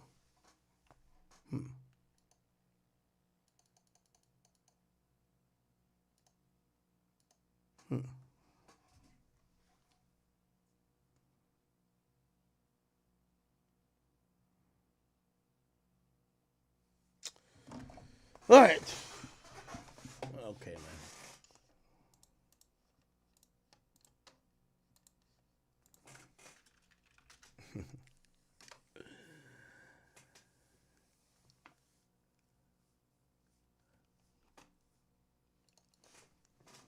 What else did I miss?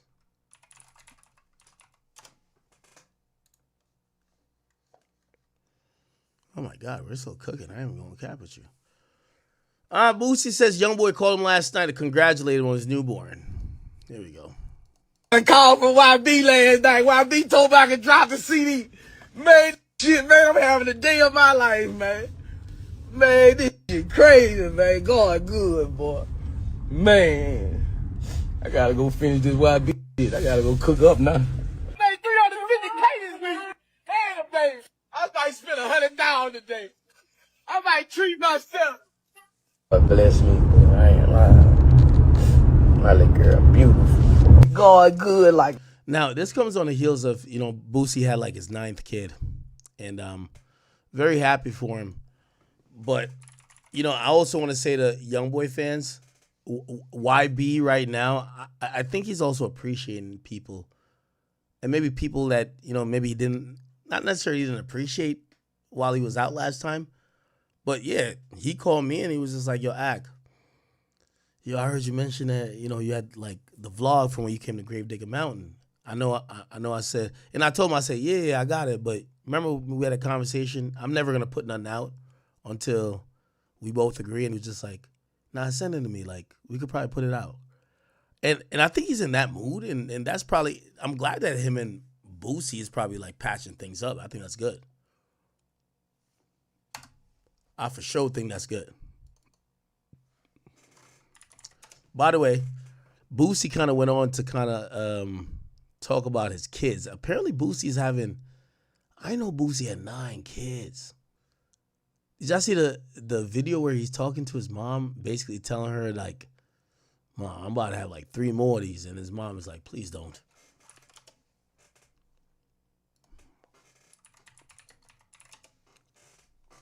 Can I find it here? Man. So he started crying after his 9th kid was born. Man, I'm a daddy again, man. Man, my dog's so beautiful, man. I got a baby dog.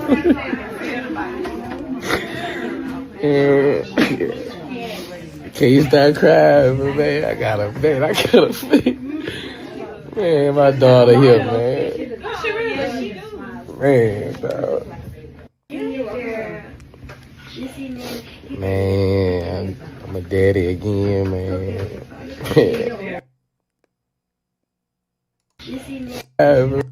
Now, there's one where he's talking to his mom, and his mom's like, yo, bro, enough is enough, right? Boosie mother. Listen to what his mom is trying to tell him.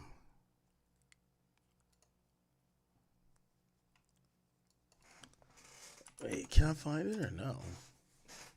Right here. That damn baby is. Yeah. He says he want to compete with Elon Musk. So he has 9. Elon has like 11 or 12. So he's saying he got to give her 3 to kind of really compete with Elon. Here we go. Going right back in, Mom. Jay say on his way to bring you up the past. Yeah, I'm gonna give you 3 more grandchildren. Oh no, you're not. Oh yes, I am. Oh no, I'm slanging this dick. I'm slanging it. Oh my God. I'm slanging it. I'm slanging this dick, Mom. Yo, to talk to your mom like that's crazy. Lord, put a stop to that. God ain't putting no stop to this. This motherfucker still shooting good. Yes, sir. Thank you, Jesus. 9 healthy children, bro. Man, you know how people don't have 1 healthy child? 9 healthy children. That's good. Boy, Elon Musk, I'm on y'all ass. Elon Musk, Nick Cannon, I'm on y'all ass, boy. I'm on y'all ass. I'm going right back in that oven. Elon Musk, I'm on y'all ass. I'm going right back in that oven. Yeah, my demeanor to people having a lot of kids, I think it's a good thing if people are having a bunch of children. The only thing, I just don't think it's a good thing if it's their separate homes and fractured families. The dad is never there. If the mom is never there, if the mom is over here, like 99% of times as over here, I think that creates trauma and things like that. But, shit, I've been looking at it in politics. They've been trying to encourage people. Did you see they were saying Trump, 5K... Basically, he was almost like promising, look, he was thinking about a 5K baby bonus for new moms because he wanted to reverse the decline in birth rate. Wow. So basically, if you had a kid, you would get 5K. Now, granted, I don't think it means you're on public or government assistance for life, but it is what it is.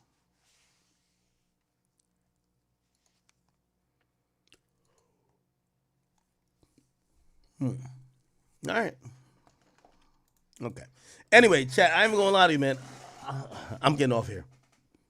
I am. Only made it to 4 hours today again. Fuck, I'm like so mad. Yeah, I gotta do a daytime stream, bro. I gotta do I tried to get on at 5 o'clock today. It didn't work. I got on at 10, so I'm gonna get off for tonight. We really only wanted to do the Shannon Sharpe topic. I know we're only doing like about 3 or 4 topics before we get off, right? But because we're doing every day, I don't have to do every single little topic. I could try to make a small topic a bigger topic. So we've been trying to do that, and I hope you guys understand it. By the way, if you guys are, here, shameless plug. I need everybody on Ticketmaster. I need y'all for my birthday show, man. Type in DJ Academics, May 15th. Everybody know where we gonna be at. I'm looking forward to go hanging out with all of y'all. Go to find tickets. Go cop a ticket. That you could be in the building, okay? Bring your girl, bring your friend, bring your op, bring anybody you want. They gave me a count. They said we still got like about damn near. We sold we're at like 220 tickets, but there's about like 140 tickets left. So please, if you can, go cop a ticket and cop a ticket for your friend or your relative or your girl or whatever the case is, and hopefully I can see you guys that night. Other than that, chat, tomorrow, I'm going to be back early. I can't be doing this late stream every night. I got to fix my sleep schedule. But we're going to do an earlier stream tomorrow, so expect me. I'm going to say, what day is tomorrow? Thursday? No. Oh, no, I got to do an early stream. Hold on. Fuck. I'm going to stream at 1 o'clock tomorrow, all right? Chat, I love y'all. I'm going to see y'all tomorrow, all right? 1 o'clock tomorrow. Thank you guys for new memberships. I did see it. For everything else, I'm going to be rolling it till tomorrow. Okay. 1 o'clock, so a noon stream. Damn near. Okay.